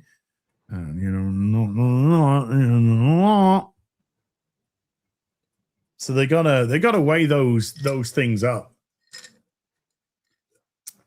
I'm trying to get this ice cube in my fucking mouth. I mean, so they probably end up with a special eventually, right? Are we to believe they haven't got anything started with it, and so they're still like? I reckon when Russell T Davies said we're coming back for a Christmas special, I reckon nothing was written. When he said we've got stories for ages, nothing was written. It's all lip service to try and get more, to try and get renewal, to try and get more work. Leslie Headland admitted it. She admitted to bullshitting her way into tons of jobs. I could do that. I've done that. Blah blah blah. She hadn't done any of it. None of it. Fake it till you make it. So I don't think he had a Christmas special. I don't think he had a Christmas special at all. Get the BBC to commit to a Christmas special. I mean, Ncuti Gatwa was meant to be the Doctor, so everything was fucking all over the place. There's very little more damage that they can do. It is nearly at rock bottom. When you're bringing in 1.5 million, that's it. You don't have two further to fall. Oh well. R.I.P. Doctor Doctor Who. Be Who. completely scrapped then, this special, or? I reckon the BBC are not going to say anything. I don't think there's going to be an official announcement of there is no Christmas special or anything like that. I'll think the BBC will just wait, and if they do an Easter special with Billy Piper, then they'll announce that, January, February of next year, whenever. But or whenever that starts filming, let's say they get that started to film in September of this year or something, if it's going to be the case. And they'd be like, Billy Piper on set for filming of the Easter Doctor Who special for 2027. That's all it'll be. And they won't mention anything about the cancelled Christmas special. I'd really love to know who they've asked and what they've said about being the Doctor or not, like how desperate they are at this point. Like I said, I think they're looking for a very specific person, a specific person that fits their Get John Barrowman. ideology. Make him the Doctor. Who? John Barrowman. He's persona non grata now. Exactly. It'll be a meta commentary. I love John Barrowman. Exactly. I'd love it'd be Captain Jack's his own character though. So no, but there did was a him do time vortex in the scribble. Wobbly. Yeah. And it imprinted the reflective laser tech onto the guy. So yeah. Or there's been a crisis with the Doctor, and the Doctor's regenerating into the companions instead of the new Doctor. So it goes to Billy Piper. It can go to John Barrowman. It can go to anybody who isn't from season 17. Apart from Bradley, Bradley can come back.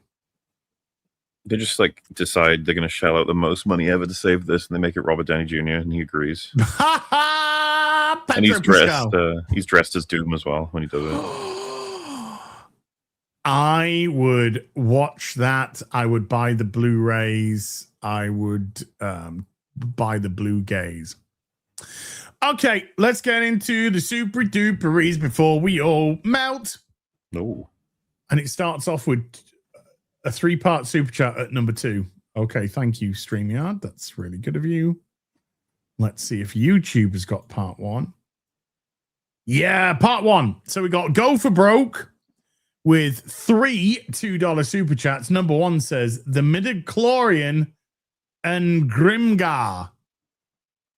Number 2 says the midichlorian and Goon Guru.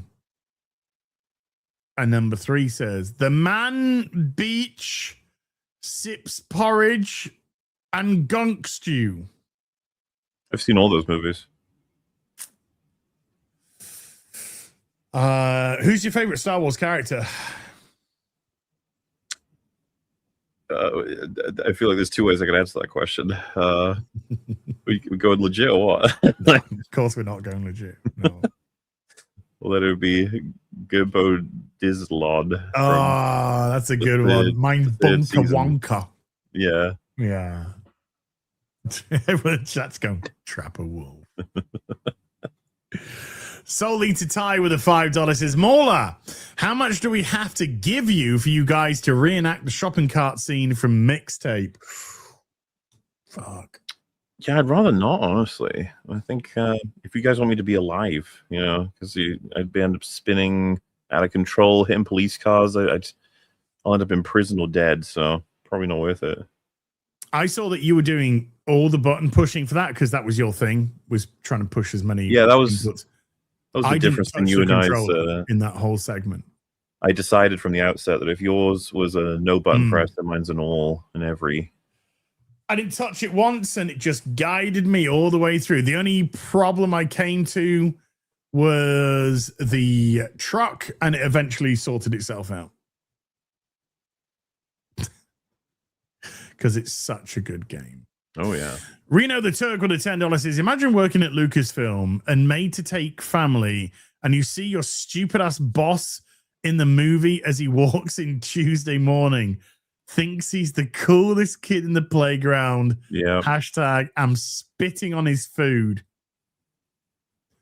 Yeah. He's just go so past cool, him in though. the canteen and just go right in the middle of his fucking mashed potatoes. You bump into someone doing it at the same time. It's like, oh, do you want to go first? Go ahead. There's a queue. Yeah, there's a guy trying to take a shit. He's like, can I go first? Yeah, I'm pretty desperate. I'm pretty desperate, man. Okay, yeah. Cara Frey Kitty with a £2 says Tom Hardy apparently fired from Mobland 3. He isn't. All I heard is there's a report of difficulties on the set for season 2, Yes. or whatever, was it? And producers and stuff. There's reports of difficulties on set, but he has not officially been fired.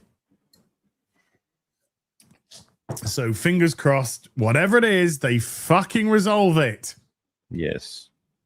Producers and Tom, because apparently he's very tardy to set, and he wants to change all the anymore. lines. You can't call him retarded. Okay, sorry. You can't call him retardy either. Tom Retardy. Can we call it retardis though? Yeah, that's fine. Yeah. Dr. Schlurpo with a £2 says, haven't seen it. How many Schlurpos in Mandalorian and Goku? I think there was they actually had a mandate of not being allowed to say any of them. That's part of why it's one of the worst Star Wars movies. I get it now. I get it. Hi, Kira with a $5 says, please check on Ryan Kinnell. He's been smiling in his Japan vlogs. He's either in trouble, dying, or been replaced by AI. More interesting than that Star Wars. Once he's back, we'll figure out if he's been replaced. Yes. By the lizard people. Solely to tie with a $10 says, if the studio from Mixtape gave you guys thousands to star in Gay Tape, it's the same thing like Mixtape, but it's 3 queers talking about gay VHS porn history. Would you star in it? Well, how much is thousands? Yeah, thousands. If we're talking about 2,000, it's like, nah. But if we're talking like 2,500. Yeah. And if I could see the script before I agree or not, 'cause if it's funny, I might just do it for that reason. If they said, I'll give you 100K, I'd be like, yeah. I'll go voice act you gay VHS porn. Oh yeah. And your name, you got to be called as from Hill versus Babyface in it. Yeah. Do it 100. Yeah, I'll do it 100K. Yeah. Dearest with a $5 says Black Snape always gets the snitch. But Axel Foley with a 10 Australian says I nearly fell asleep during Man Boobs and Gank twice and actually fell asleep once. I woke up to the sound of the theater laughing. Apparently I was snoring. Whoopsies. Well, at least you gave him some entertainment. At least there were people in your theater. I've seen some very sparse looking theaters. Zombie Dude with a $2 says, hey guys, how was your weekend? It was lovely, thank you. How's yours? Just a lovely, lovely weekend filled with loveliness. And oranges. The Lord of the Pants with a 4-month membership says, you're not late today and you're not Gary today. Or Gary today.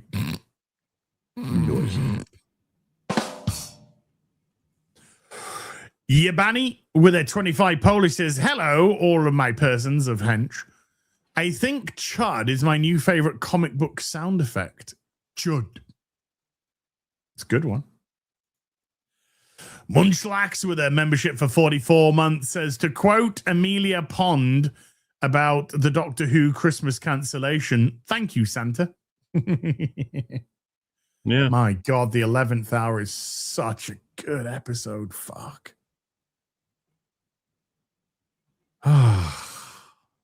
What happened, dude? What happened to the world?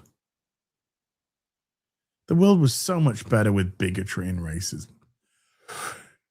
Cannibal the Dragon with a membership for 13 says, have you guys played the new Lego Batman game yet? Are you going to review or play it? I heard it's really good. Are you going to play it? We've both played bits of it. Mm-hmm. Morley not so liking it. Me liking it. What do you think of Batman's voice? I thought it was. Oh, that's terrible. Yeah. That was a criticism. Was the Batman voice was absolutely terrible. And I was doing fuck it's bloody fucking Zoltan. I was doing my Batman impressions all throughout. You see, so I gave it my best shot, but I ran out of patience. I think it's like 3 hours or 2.5. I couldn't do it anymore. The dialogue was killing me. Oh yeah, I missed it. I saw Morley talk about it, about hench person. Oh, I meant to ask you about that. Yeah, I missed it. I missed that because you said, "Oh, I'm sure Az wouldn't have been happy with that." I missed it. I don't. When was that they called them hench persons? Yes, when it's the first combat you have as Batman. And when you're saying lines back and forth to each other. What's interesting, someone pointed out in the tooltip, it says, like, to defeat the henchman, you need to blah, blah, blah. But then when they talk, it says hench person. Ah. Person of hench. Person of hench. Big fan of persons of hench. Sirloins with the $2 says, isn't BBC a slur in England? Well, yeah, because nobody likes the British Broadcasting Corporation. Robert Hayes with the $2 says, how are you even on time? Because it's on my channel. Hello. Ran out of channel names with the $5 says, hello, Gary. I want to play. Wait, he's gone today? Hey, Az, what? I'm good. Oh, fuck Molly, I guess. look at the avatar. Yeah, do you see the avatar? Oh, hold on. Oh, the cock on the door. Nice. Wild Dog with a $5 says, I'm a bit late to the party, but I recommend Mouse PI. It's fun and challenging in some spots and rewards you for finding secrets. You know, the basics. I'm hearing kind of mixed things about it. Like it's fun for a bit, but gets kind of old very quickly. That's what I found. I enjoyed it. I played it offline for a bit, but it got a bit too repetitive too fast. Yeah.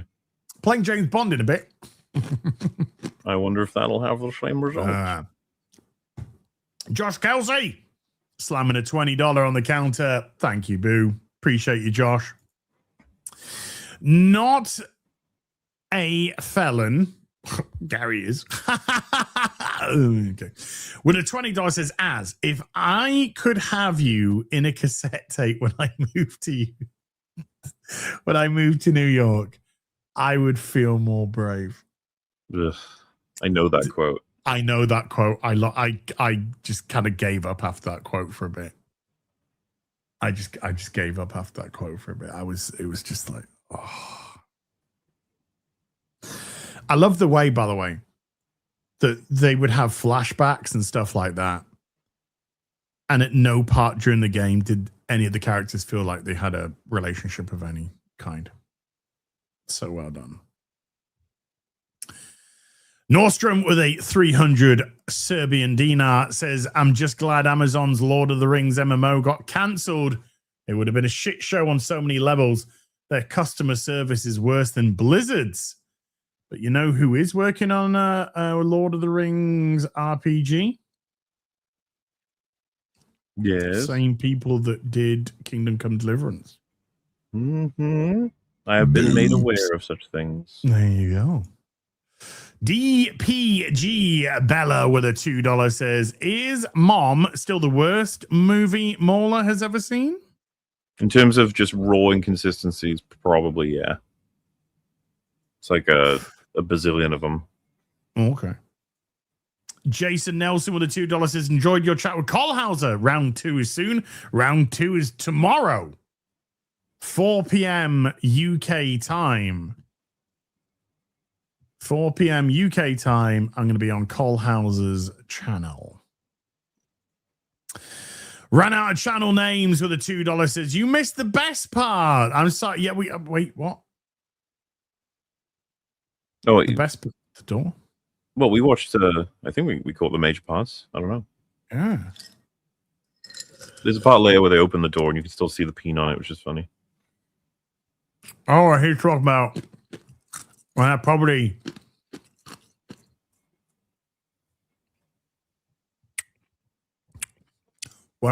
stopped it and then I restarted it though. Yeah, we got it.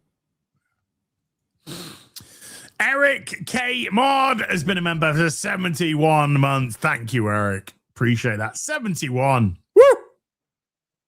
That's a long time. Paul, whoa. How are we going with this one? Paul Siliquant Tardigrade? Okay. With a $5 says, howdy, lads. Been watching through your Blueprints playthroughs. Nice. Oh, yeah. Any plans on another speedrun competition? Not as it stands. It's been a while since I've played that now. Exactly. Maybe that's the fun. We haven't played it in so long. It'd be trying to remember the things. I don't know. I'd be up for it. It was fun. That was fun. I did enjoy that. John Clambo has been a member for 23. Thank you, John. Oh, I'd love it if they did, something. Oh, Blueprints was just amazing. The Crispy Jelly with a $5 says, when is Az playing mixtape? Already have. The playthrough is available for members only now. It's on members only. So if you're a member, you can go check out my playthrough of Mixtape. And if you're not, I'm sure somebody will drop a 50 bomb in 5, 4, 3, 2. That's never going to work, though, because there's like a 10, 15 second delay. So that if that worked, that would be like unbelievable. 50 bomb, you mean 50 members, so that they all get membered up. Is that what you're saying? Yes, that's exactly what I'm saying. Well, beautiful. That's exactly what I'm saying. You're gonna make me do this. Wait a minute. 2 second arenas.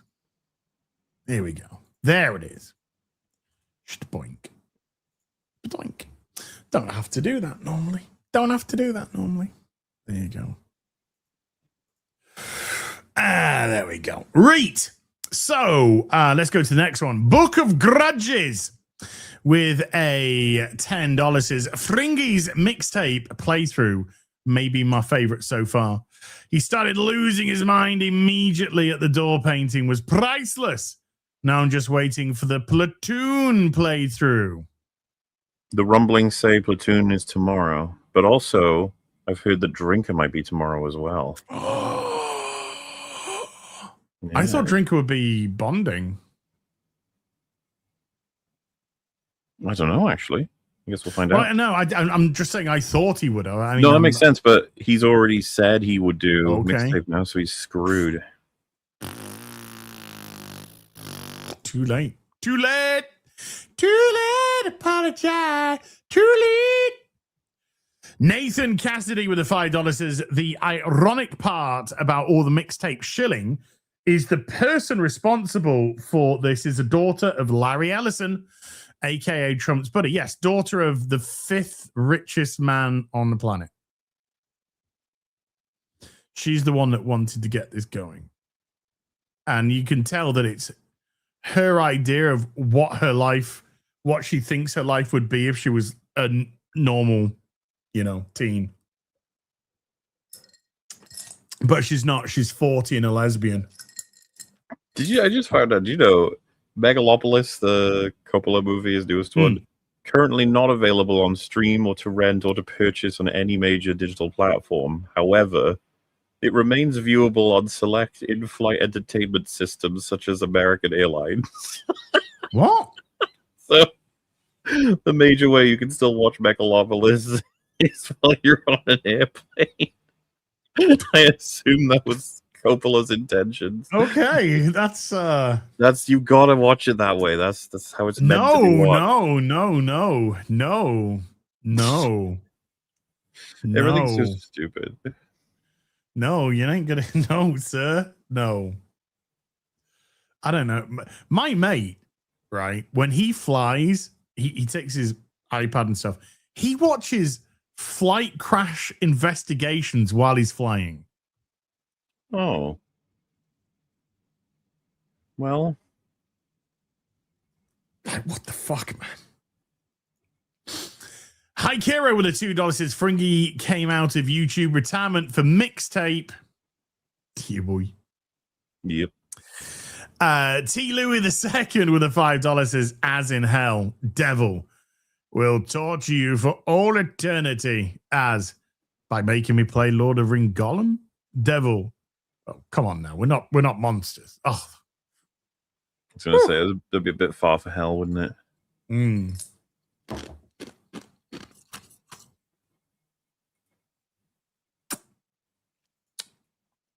The Black Nothing with the $2 says Stacey Rockford needs to go to London. Do you know what? I think I know what he means. I think if I'm reading it right. Yeah, the ASMR ice crunching is free. Wow. By the way. That's free, guys. That's zero charge. Gulbermensch with a $2 says, I hoped mixtape was act 1 of a true crime story. Well, if it ended up being Cassandra going around murdering people, then it would have made sense, I guess. Yeah, and the other two are just like figments of her imagination. Yeah. Oh, very annoying figments, by the way. Ran out of channel names with the $5 says, fun fact, 1999 was one of the worst years on record for Californian wildfires, where nearly 750,000 acres burned. When was mixtape set? It was 1999, wasn't it? I think he was definitely late 90s. Yeah. Didn't I? Hold on.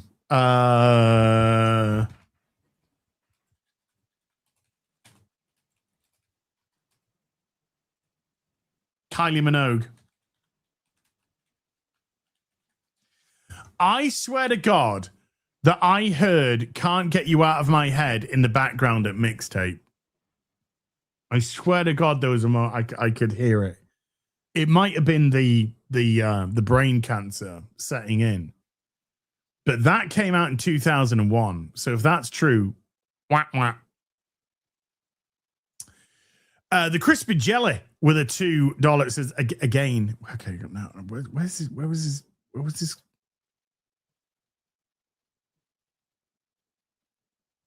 Whoa! Am I gone all buddy? There we go. Snacks with a $5 says, did you overhear the weekend Japan got hit with another bomb? Oh, wait, that was just Ryan's flight landing. Anyway, see you next Tuesday. Wah, wah. There you go.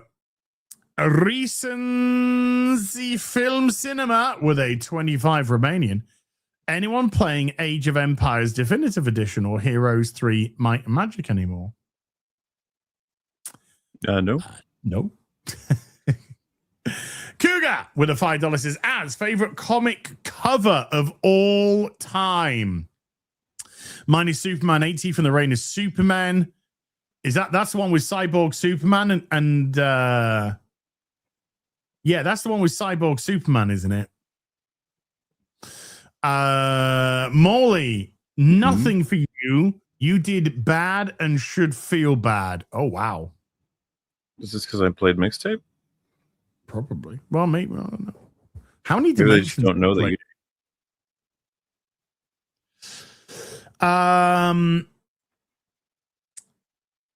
Actually, do you know what? Cougar? Hold on a sec. I actually might have it to hand here. Well, not the original, but I do, although I do have the original. But here we go. This is my favorite. I mean, it's one of, there are so many, but I'm going to give you definitely very high on the list. Okay. Transformers number 5. That to me is just such an iconic cover.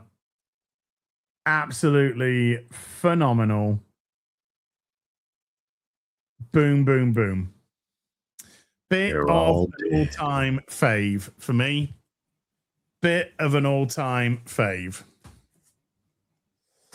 Yeah, that was so good. So good. Pop them down there. Mm-hmm. Varn with 2.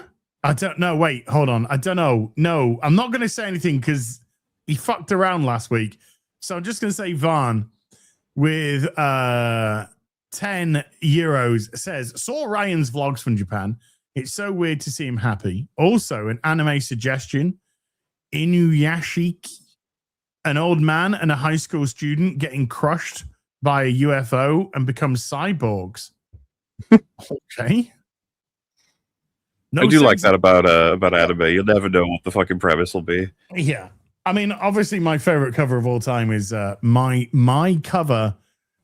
Sorry, I need to qualify this better.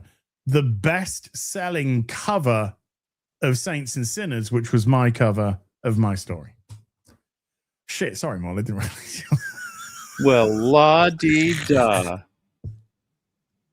I like that cover too. I love your cover as well. I love your cover. Mexi Rage with the $10 says, I do love the fact that by how the characters act in the game, I can tell that none of the writers had friends. Correct. Mm-hmm. And that they did not get whooped as a child. Correct. Because if I did what they did, I'd know what was coming. Exactly. Hey, Saskas, how you doing? Y'all wrote hella comics there. Please, more. I don't know. I'm a busy guy. Did you like the dad in mixtape briefly until he failed at the beginning? End? Yes. Yeah, because he was saying the right things. Yeah, he was, but the fucking game thought he was the villain. That's what's so funny about it. Yeah, the game, he was saying the right things. The game pitched him as the villain, and they said that stupid line of when parents try to stifle their kids, then they find that it's fuck off. Mm-hmm. So he was great right up until he let them escape the whatever it was that they did, and he quoted something to the stupid bitch. And she's like, whoa, deep. He had to arrest her and put her in an insane asylum, and he failed. Yeah. I just wouldn't great at the end if he just got his gun out and shot her. Bob Oif with a $5 says the biggest accomplishment was being used by the cool kids. The cool kids just wanted their alcohol. That's it. Callum with a £5 says, hi, Azam Morley. Another £5 for your health journey. Thank you, Boo. Also, screw the Mongoloid and Grashnek. Star Wars died at TFA for me. Hail the Fellowship. That's fair enough. Marksman at 117B with a $2 says mixtape is about Ellison's daughter's imagination. Exactly. It's exactly what she thinks grown up in suburbia would be like. And her being just the coolest fucking lesbian in the village. Reno the Turk with a $5 says, I feel you as. Morley decided to play Ass Tape, and I always listen at work. Not only can you feel Mauler corrode, my muscles began to tense at this shit. I did indeed corrode. It's a tough game to watch. Never mind play. It was really tough to then try and watch you go through what I've gone through. You are now seeing what I have seen. The Imperial Brick with a $5 says Guardians of the Galaxy game soundtrack was way better. And that game is actually somewhat fun. Well, there's a shit like you could go Silent Hill, Final Fantasy. You could go with fucking GTAs. They're always, the radio stations always have incredible tunes. It's just a unique form of torture throughout mixtape because it takes like one or two of them to get fully set into like, song starts up and then she turns and looks at the camera and says, this song name, this, and you're like, no, do anything else. I beg you. And then that fucking friend of his does it at the end. Oh, yeah. Yeah.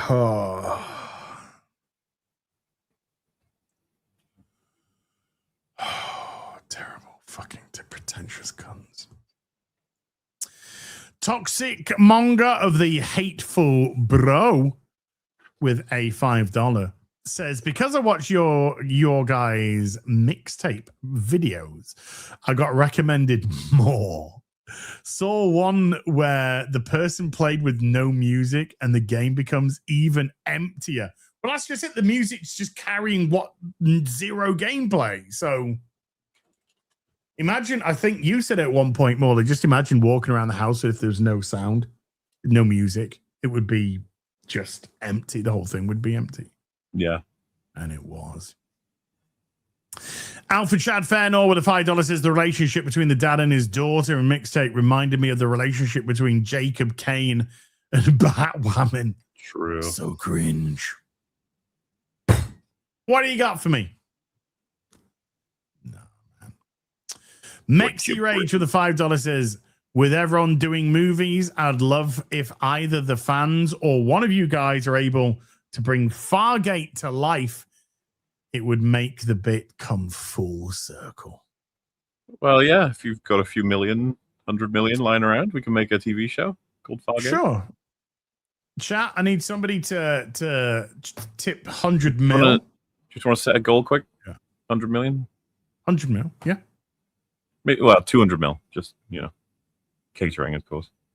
Oh, see, this is why you're the smart one here. You see, Did you hear the success of Obsession? People have said like Obsession is fucking rocking the box office with a budget that isn't as much as Mandalorian and Grogu's catering.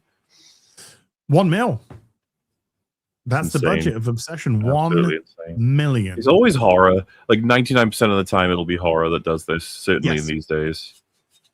Yes. Everyone's willing to take a shot on horror because you'll say a premise and you'll be like, all right, you get 20 minutes until I'm bored. And then as long as they come through, you're hooked. And then it's successul and it's run away. I'm glad the film is. Yesterday, because I haven't checked it today, but yesterday I think it was on Worldwide. Oh, hold on. Let's check. Let's actually check. Let's get the proper amount. Because I don't know if I was just looking at domestic or worldwide.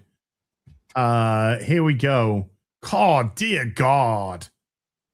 Do you know how much money Obsession brought in yesterday on Memorial Day? I have no idea, honestly. Punt. Well, bear in mind, Grogu and Mandu came in top with 19 million. Okay. I'll go like 4 million. I mean, I would say that was a decent guess. 6.5. Nice. 6.5. It's domestically at 60 million. 60.7 million. Worldwide, 68. Imagine how over the moon you'd be if you were the director of that movie. Like, well, this is a particularly if you've got bonuses attached and back end attached. Hell yeah. You've that's what you want. Low budget movie. Give yourself an attachment for bonuses back end. Boom. It's great. Super Nintendo with a $10 says, as I blame you, sir, for making me break down and sub to PC Game Pass for Horizon 6. Absolutely enamored with it. Cruising around Japan in my S1 DeLorean. You've got to get a convoy going one day. I've done some offline more playing Forza and it's a lot of fun. It's a lot of fun. Griff Nizzle with a $20 says, at risk of outing myself as a massive Fargate, I do occasionally like the walking simulator as a chill time. Think Telltale or Firewatch. Is Mixtape actually worse, or should I schedule Seppuku post haste? I think you better sharpen your sword, sir. Yeah, just to be clear, it's not like the genre has no worth in any way, shape, or form. It's this one is horrifically bad at it. Because I'm less a fan typically of something like that, but I mean, there's going to be examples, especially with how you can craft it. Because we're talking about this has been a controversy for decades. Talking about what qualifies as a game. Well, yeah, the Chinese room made Dear Esther, didn't they? And they made Everybody's Gone to the Rapture. I actually rather liked Everybody's Gone to the Rapture. They made Machine for Pigs when the devs were busy with Soma Frictional, and it is a downgrade mechanically from Dark Descent, but I still like Machine for Pigs. So what's the big game that they did? Chinese room. Yeah. Let me check. It's a pretty big title that they did. Let's see here. Dear Esther, Machine for Pigs, Everyone's Gone to the Rapture, Little Orpheus, Still Wakes the Deep, Vampire the Masquerade, Bloodlines 2. Still Wakes the Deep. I've got that. I've not played it yet. It's the one set in the oil rig, isn't it? Oh, yeah. Drinker said I should play that. Yeah, I want to play that. Around to it. That's one I'm going to play. We should both do it on Halloween. Yes. That's a good idea. It's perfect time. As managed to pronounce my name with a £5 says, I'm just saying the 5-year anniversary should correspond with the release of the Hunt for Gollum movie. It would be thematically appropriate. See, they're just trying to get us to play it earlier. No such luck. 5K. That's it. 5K, and I'll do it again. But it's no less. 10-year anniversary, and I'll do it. I won't. Well, you'll be a mean old Mr. Fish and Chips if you do that. We'll all be sad. We'd like you to come with, but okay. We should do something.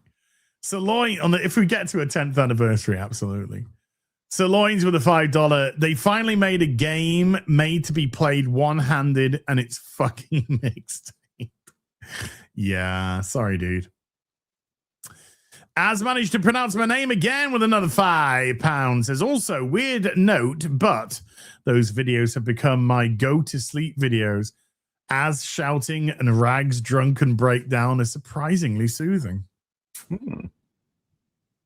There was a lot of shouting in Gollum. Oh yes, There was a lot. you were going through something, you know.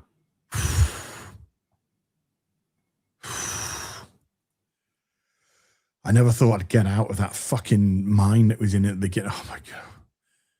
Remember when the old guy's just like dead when he, in the cell? Oh, I don't know.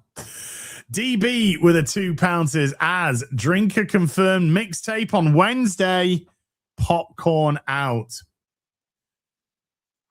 Well, we'll see how tonight goes, but I might be doing some more bonding. Giggity. And then I've got Colhauser, and I might be doing more bonding after. There you go. Lucasor with a 10 Polish says Tomb Raider games sale on Steam, lads. HF, best one. Have fun, I guess. Best Tomb Raider game, Morley, for you? I only played one of them relatively briefly, but I enjoyed it. And I've said to drinkers, like, I don't remember which one it was, but I locked Alfred in the freezer. I know I did that. Oh, not Alfred, whatever the fuck. Grumbo, whatever his name is. Tomb Raider 2, to me, is the best Tomb Raider game. And not, the original 2 from, I have the remastered. I already have those. Nordstrom with a 50 Serbian dinar says, the problem is studios put too much value in prestige while players do not.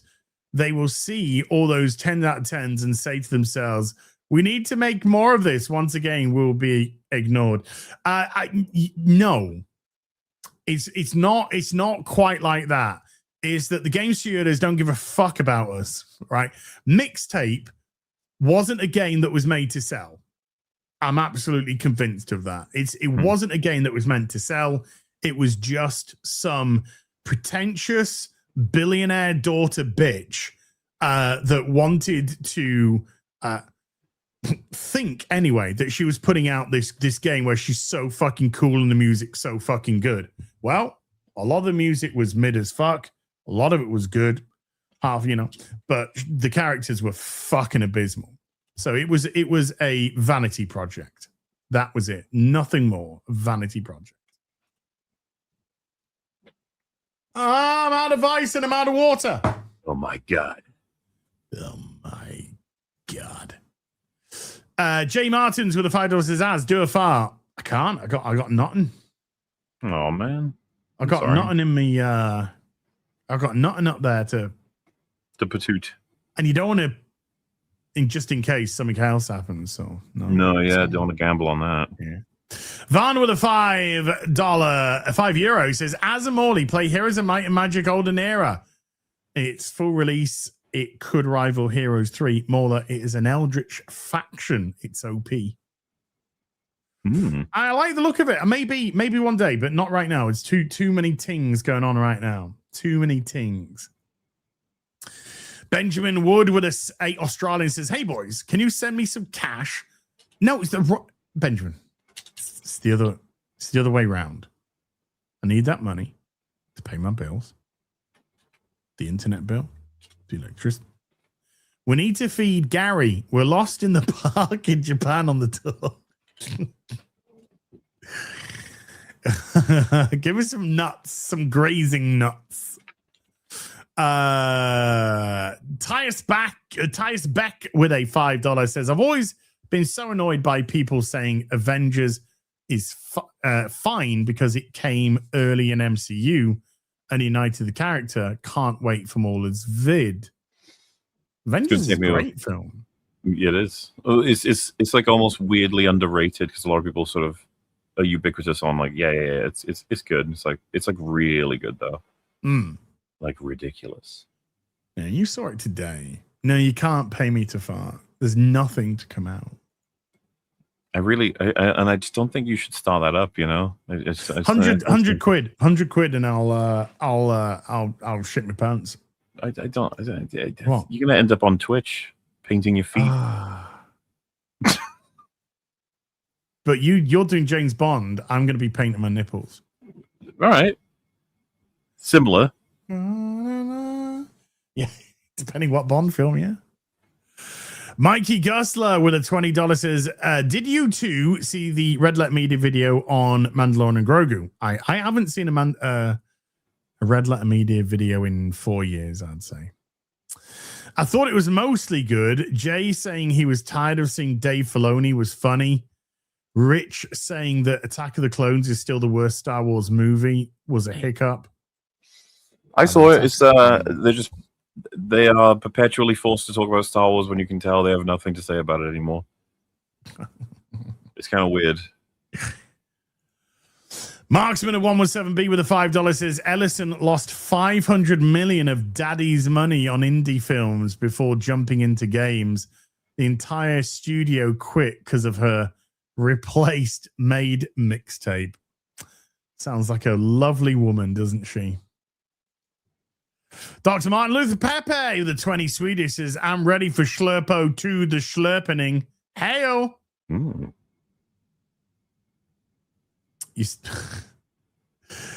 Brass Monkey, I'll tell you after. Brass Monkey with a 5 gifted memberships to the stream. Brass Monkey, thank you. Appreciate you. Nearly forgot to salute. Dr. Des Ove with a $10 says, what do you guys think of Lego updating their age range for David Attenborough's birthday? Great. Yeah. I thought that was kind of funny, and I don't know why, but the videos he's been making recently are kind of sad. It was lovely because Lego goes from whatever 4 to 99 or whatever it is, and now David Attenborough's turned 100. They changed that, so I thought it was a cute nod. I thought the tweets were funny, where it was like, as of David Attenborough's birthday, he's no longer allowed to play with Lego. Yeah. No. Book of Grudges with a $5 says, wow, Disney didn't even bother trying to buy up all the extra tickets for Mango and Guacamole to AstroTurf. Guess they knew it was dead on arrival. I think they realized not to do that again after Captain Marvel. Because that was the one. There was empty cinemas that were allegedly sold out. Crazy, hey? DB with a £2 says, are you hosting FNT on Friday as British Takeover? Yes, I am. It's going to be on Gary's channel. I have all the appropriates. It's going to be on Gary's channel, but I will be hosting. I will be the hostess with the mostess this Friday for Friday Night Tights. We got the Soska sisters on. We got Vera Dark on. And we got the boys as well. Of course, Durs, Disbrews, all the others are going to be there. So I am coming out of death to host this Friday. Mexi Rage with the $5 says, Mauler and Az, if no one has recommended it to you, if you are looking for a show that respects power scaling, please watch Hunter x Hunter. Great story. Okay. Alrighty. Okay. Alrighty. Snacks with the $2 is Mango and Grok 2. The Search for Money. Spaceballs got out grifted there. I still feel like they should have called it that. I don't care what the reasoning. I know. They called it that. Should have. Stupid they didn't. Adriana Zaruk has been a member for 55 months. Thank you. Goobermensch with a $5 says, did you see that story about the Ray movie getting old yellowed? Lindelof was crying that it's going to be a Protestant reformation of fandom. Well, Damon Lindelof can go fuck himself in the face. Yeah? He's fucking shit. Fucking useless cunts in this industry, failing upwards. It's no wonder it's so fucked. You got a bunch of spastics running your fucking shit, writing your shit, directing your shit, producing your shit, scamming your shit. Oh, why aren't we making any money? We've got no creativity, so let's just reboot because we're fucking lazy and we're not trained for this and we've got no life experience or world experience or imagination. Now go fuck yourself in the mouth, Damon. Fucking retard. Go make another fucking failed show. B Chain with a $5 says, "Hail, gents. Do you play tabletop games?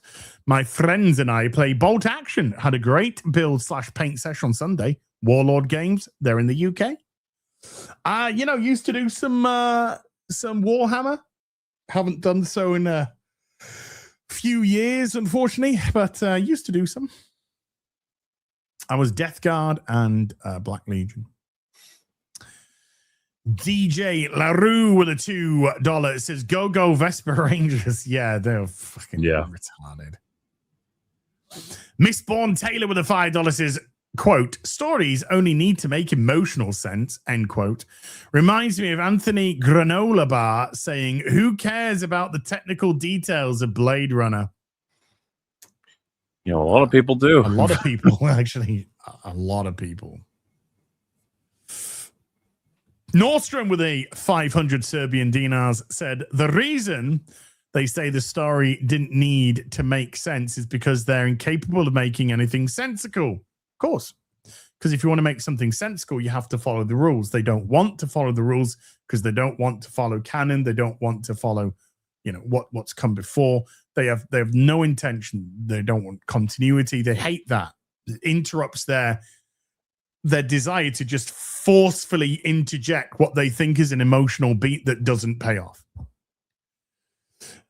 It's all about how they feel and what makes them feel good. Just look at Eric Kripke. What a broken fucking mentally ill retard.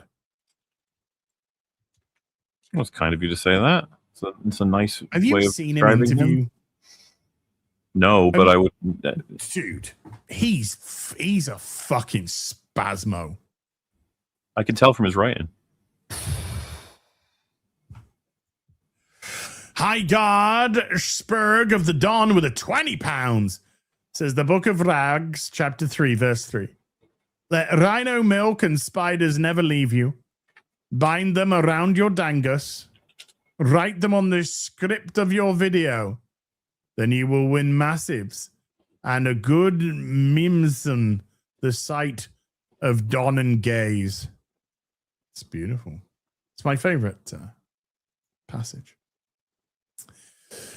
King Cam with a $5 says, "We totally need the Rey movie, guys. It's the only thing left that can save Star Wars." Absolutely. Do it, Disney. Release it. Yeah. Do it. Put me down for a trilogy. With Finn just screaming on a roof mountaintop. Rey! Yeah. Nathan. Nothing.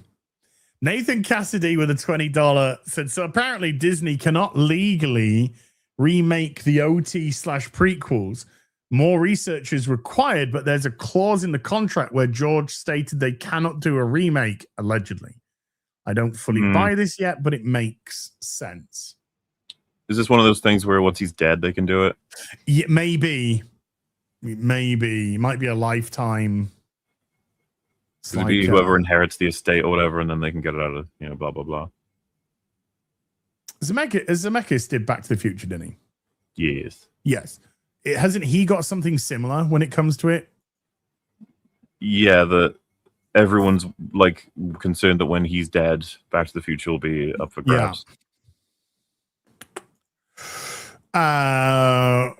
Corvo the Crow with a $5 says, "Molly just made me realize Dave wants Trapper Wolf to marry Ahsoka and be the new Han and Leia."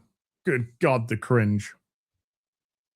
Wait, has he said something about this? Has he said something about marrying Ahsoka? No, but it's just an assumption because... Oh, okay. I thought it was Trapper Wolf is a hero, okay? Trapper Wolf is a legend among heroes, and my God. How many Trapper Wolf toys do you have? 300. Thermopylae. Do you know what I'm going to do? I'm just going to quickly see if there is any Trapper Wolf toys. There's gotta be. Wolf. I reckon now, before I look, I reckon it's going to be a Star Wars Black Series Trapper Wolf. Oh, dear God.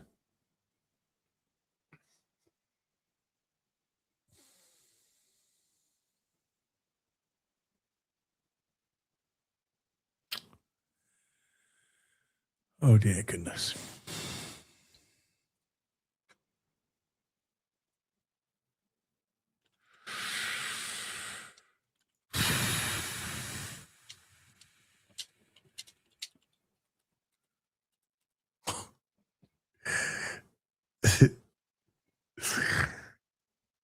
It is. It is. It's a Star Wars Black Series Trapper Wolf.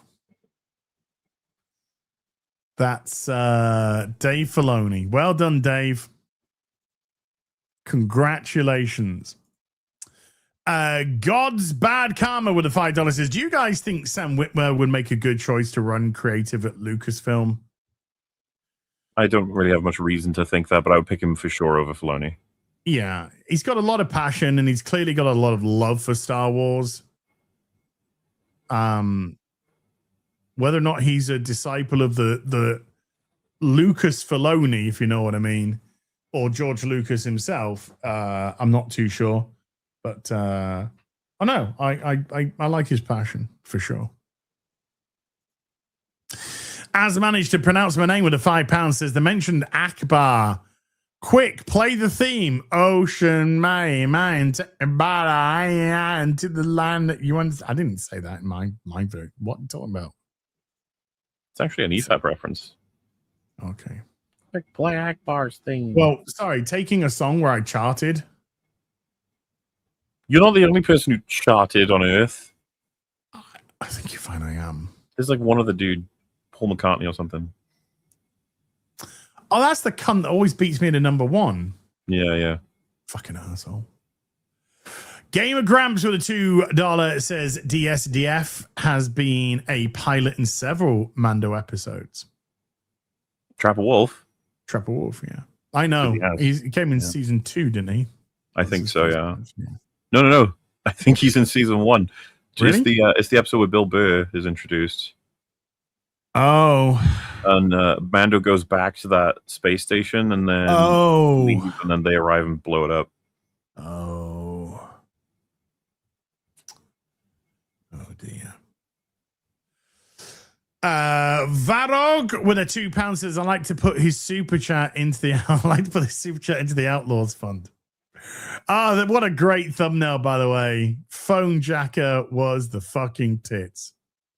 If I could just have your bank account and sort code, I'll wire you the money as soon as possible. You're gonna keep a note of the total people are adding to the Outlaws Fund? It's got to be in one. It's got to be $2,000 into the PayPal, one hit. Can you even do a $2,000 super chat? Yeah. No, not super into PayPal. I said. Oh, $2,000 PayPal. So people can't work together. Well, I mean, if you did 500, super chat, not fucking Argentinian fuck sounds old, but if you did that, then I would take, I'd take that. I'd take that. What about £1,002 in cash? Wait, in super chats? Yeah. I'd do that. Well, we got one right there. That's no. It's got to be consecutive. It's got to be like in one. Bang. You're gonna go. They were right about you, grifter. Yes. for playing Star Wars Outlaws, abso-fucking-lutely. This ain't playing The Witcher 3. This is fucking Star Wars Outlaws. I've seen the video. I watched all fucking 17 and a half hours of it. Wow, you really have done the time. Yeah, that's fair. I have done the time, yeah. Pickle Pepper with a $2 says, what about salvaging Halo Screw Marathon? Well, that's completely different. That's not even Bungie. That's 343 or Galo Studios now. So,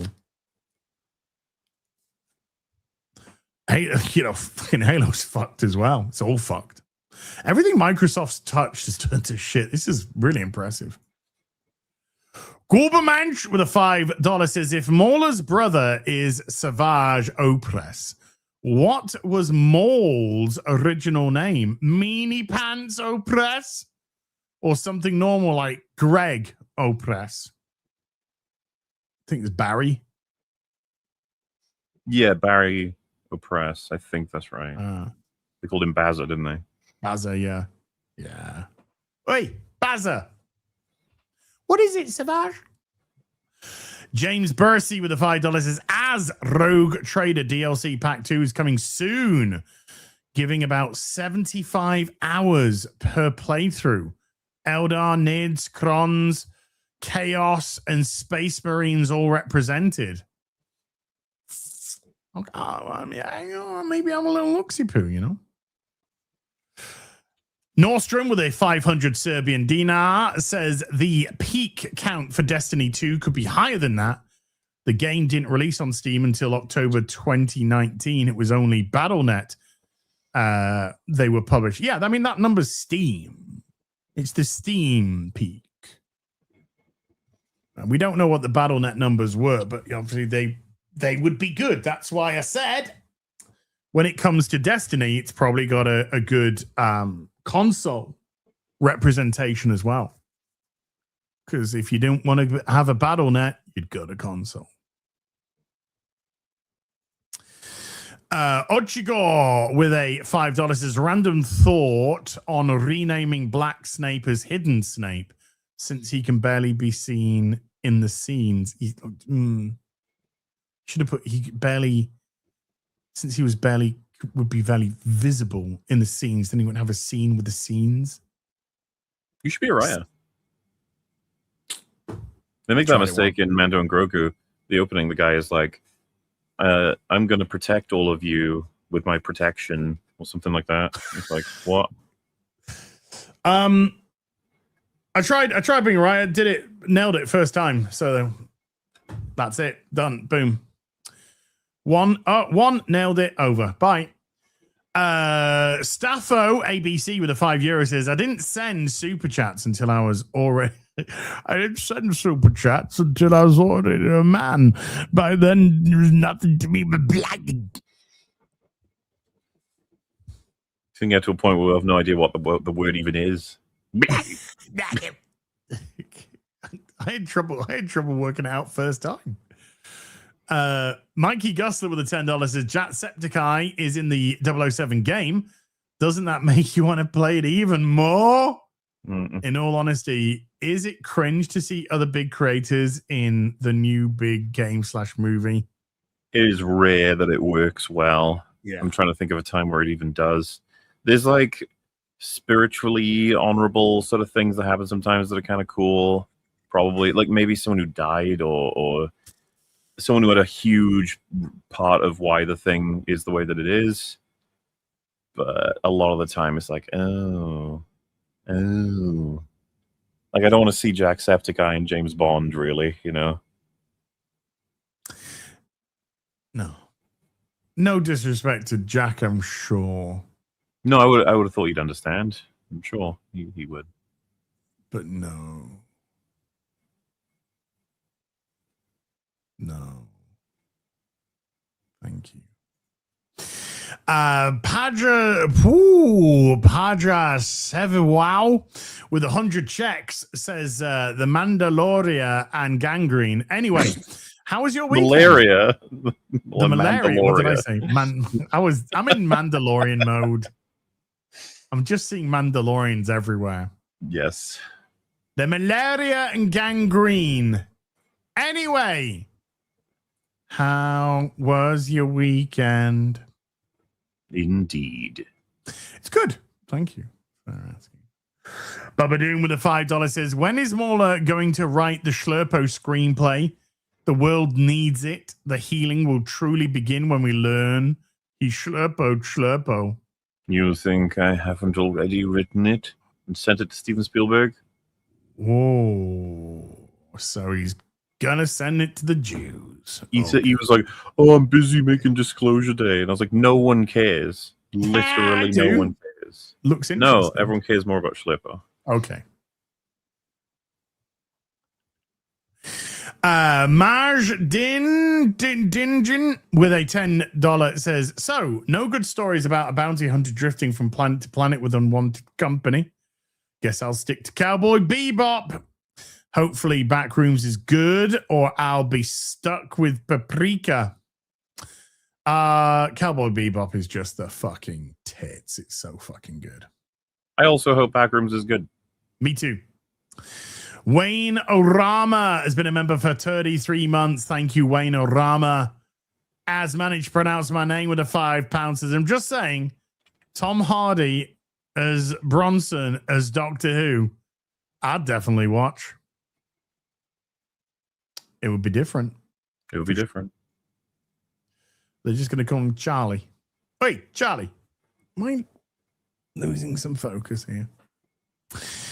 Yeah, I am now by doing that. Come on. There we go.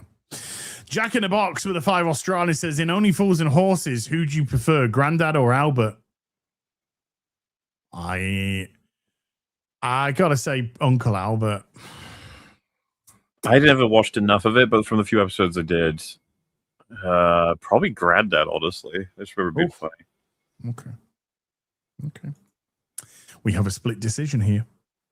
Zan Zoltan with 1,000 arses says, Hail Mauler and has Gary now become, was it Konichi Gary? Fucking hell. Beckler Sem-chan. Can he now play games with one hand as he becomes racist around all new Netflix releases? As we all know, all the movies are in full. Oh, okay. SJ Almighty with a 71-month membership. SJ Almighty, thank you. Panzer Blitz R&R with a $5 says, Mauler, I need you to choose which one you'd replay. Suicide Squad or Mixtape? Easy. Okay, well, the reason why it's not easy is because one of them isn't as painful, but it's much longer. Like Mixtape, I can get through really quick. I could probably do Mixtape in 2 hours if I skipped knowing what to do. Yeah. So it's probably Mixtape. I'll play it on mute. Boobies. Snoopy Diz with a $5 says, was Rags coaxed into playing Mixtape? As far as I know, it is undefined as to whether he's going to stream Mixtape. But as we know, Fringy's completed it. Platoon and Drinker are on the way. Another target I'm going to go for is Nick Diorio because I think it would be hilarious. Okay. To make him suffer. Suffer, Nick. Mikey Gusler with a $2 says 1999 is my birth year. Space 1999 is awesome. Kaylin Blackwell with a 5 Canadian says, I heard Transformers the movie is coming to theaters again for the anniversary in September. Any plans on attending? Abso-fucking-lutely. Abso-fucking-lutely. Even though it actually came out in August of 1986 in America, but yeah, you know, I'm just saying. Glitchoso with a €2 says, where is the old man? I mean the older man. He's in Japan. He's in Nippon. It's like coming up 4 o'clock in the morning there now. So he's asleep. Line Beckon with a £2 says, the Mandalorian and Gang group. See, it's just Mandalorians everywhere, man. Marcus Haidara with a or something, I don't know. I'm tired. Oh my! It's so hot, dude. It's so hot in his office. No, I know exactly what this is. This is something that is just hard to understand. It's not just the hot; it's the humidity. When you walk through it, it's hard to even explain exactly. It turns you into a giant wet sponge of just hot bleh. You just sort of like melt into the scenery. I don't have any fans on or anything, chat. I feel like I've just done 3 hours. I will say the Americans are bodying the British in the tweets with why don't you guys just get Akon? I will say there's some British who are coping, being like, I don't want to get it if it's once per year. It's like that's fine, even if it is once per year, because then you wouldn't have this problem and it doesn't cost you anything for the rest of the year. You may as well. Yeah,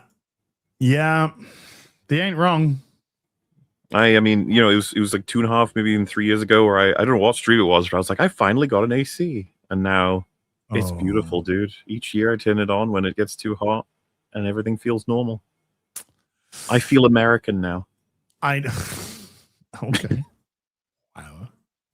I feel like a sumo wrestler in a sauna.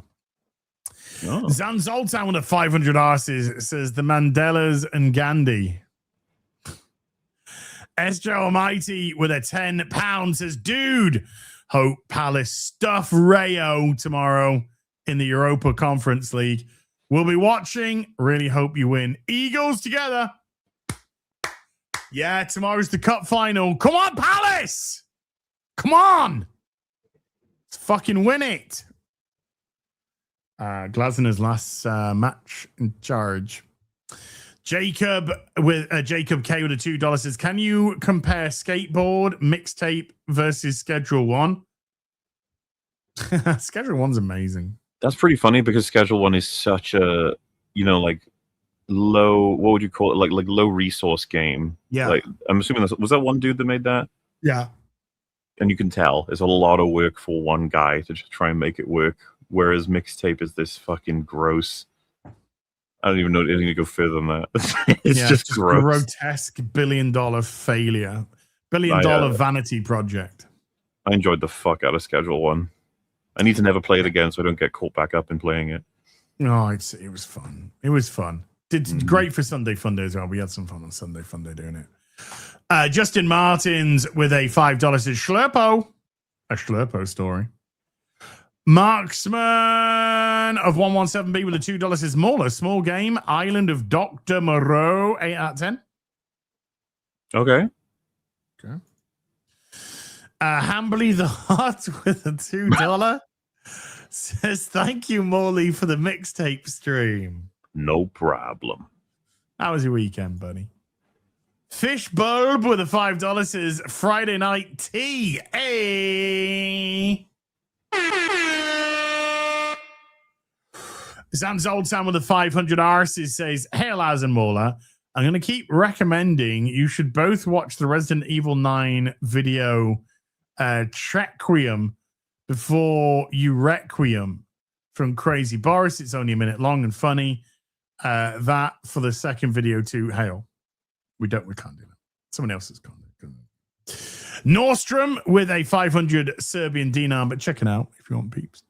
We might be getting a good piece of Star Wars media, but it won't be made by Disney.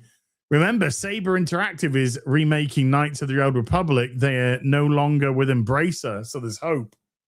I don't know. I don't know if there's any money going into that game.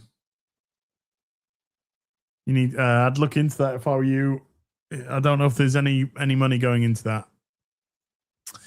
Dr. Schlurpo with a $2 says, holy Schlurpo, I saw the trailer for the OGOT. Cool. Yeah, all right. Hasso Happer with a $10 says, for a content creator cameo that was pretty good, there was Concarnage as an end times Doomslayer in Cyberpunk 2077. Doomsayer. Sorry. Yeah, okay. Yeah, okay. For once. Yeah. Did he come with a fence? I'm just saying. Pecora in Death Stranding 2 comes to mind, but I didn't play it. Not sure if cringe. Reno the Turk with a $5 says, that is the best impression of Bane, especially when you said round. Knowing Mauler agrees about Talia's death being the worst ever put to film, what tops it? Death-wise? Well, it depends on what we mean by worst death. Like worst acted or most inappropriate or worst, like, is it extremely funny because of how bad it is? Talia's is fucking... For a... Because hers is blockbuster real video, bad. for a blockbuster film, it's horrendous. It's bad. And she's a good actress as well, so I don't know why Nolan went. Do you want to go for a second take? Reek Havers with a $2 is the Modelo and Ganja. Okay. And Zan Zoltan with a 500 RC says, I live in Argentina. In summer, we have 97% of humidity. I get you guys. You melt in the shadows. You burn under the sun. Hail. It's true. It's very true. And that has caught us up. Woo! Well. Ollie! Yes, sir. Anything that you'd like to plug before we go? Your bottom. Ha ha ha! Oh, yeah, boy. I think EFAP are unfortunately going to be giving out a big old breakdown of The Boys as like a show on Saturday. But before the horrors, I shall be streaming some Mr. James, Mr. Bond, the epic return of, or is it? Who can say for sure? Who can say? Who knows? Myself Who can and see? Az shall be finding out tonight as to whether or not this is a grand return or something else. I'm gonna go get myself something to eat. Just gonna have a little, pick me up, and I'll be back at 9. I'm gonna start at 9. What? I'm going to start at 9. Or how long you reckon you're going to go for? I don't know. We'll see. At least, I would like to go at least till midnight, but we'll see. We'll see what the first 3 hours are like. Yeah. And come back tomorrow night or something. We'll see. So massive thank you to everybody who came to watch today. Mods, thank you very much indeed for giving up your free time. Everybody who super chatted, membered, remembered, gifted memberships, thank you for supporting the channel. Yes, we're back here next week with the real BBC. And yes, I will be hosting Friday Night Tights this Friday over on Nerdrotics channel. So join us for that. Whichever remaining boys we've got are there. And we've got the Soska sisters. And we've also got Vara Dark. So we can do gaming discussions. Yeah, boy. So until then, you take care. Goodbye, Malubo. Bye-bye.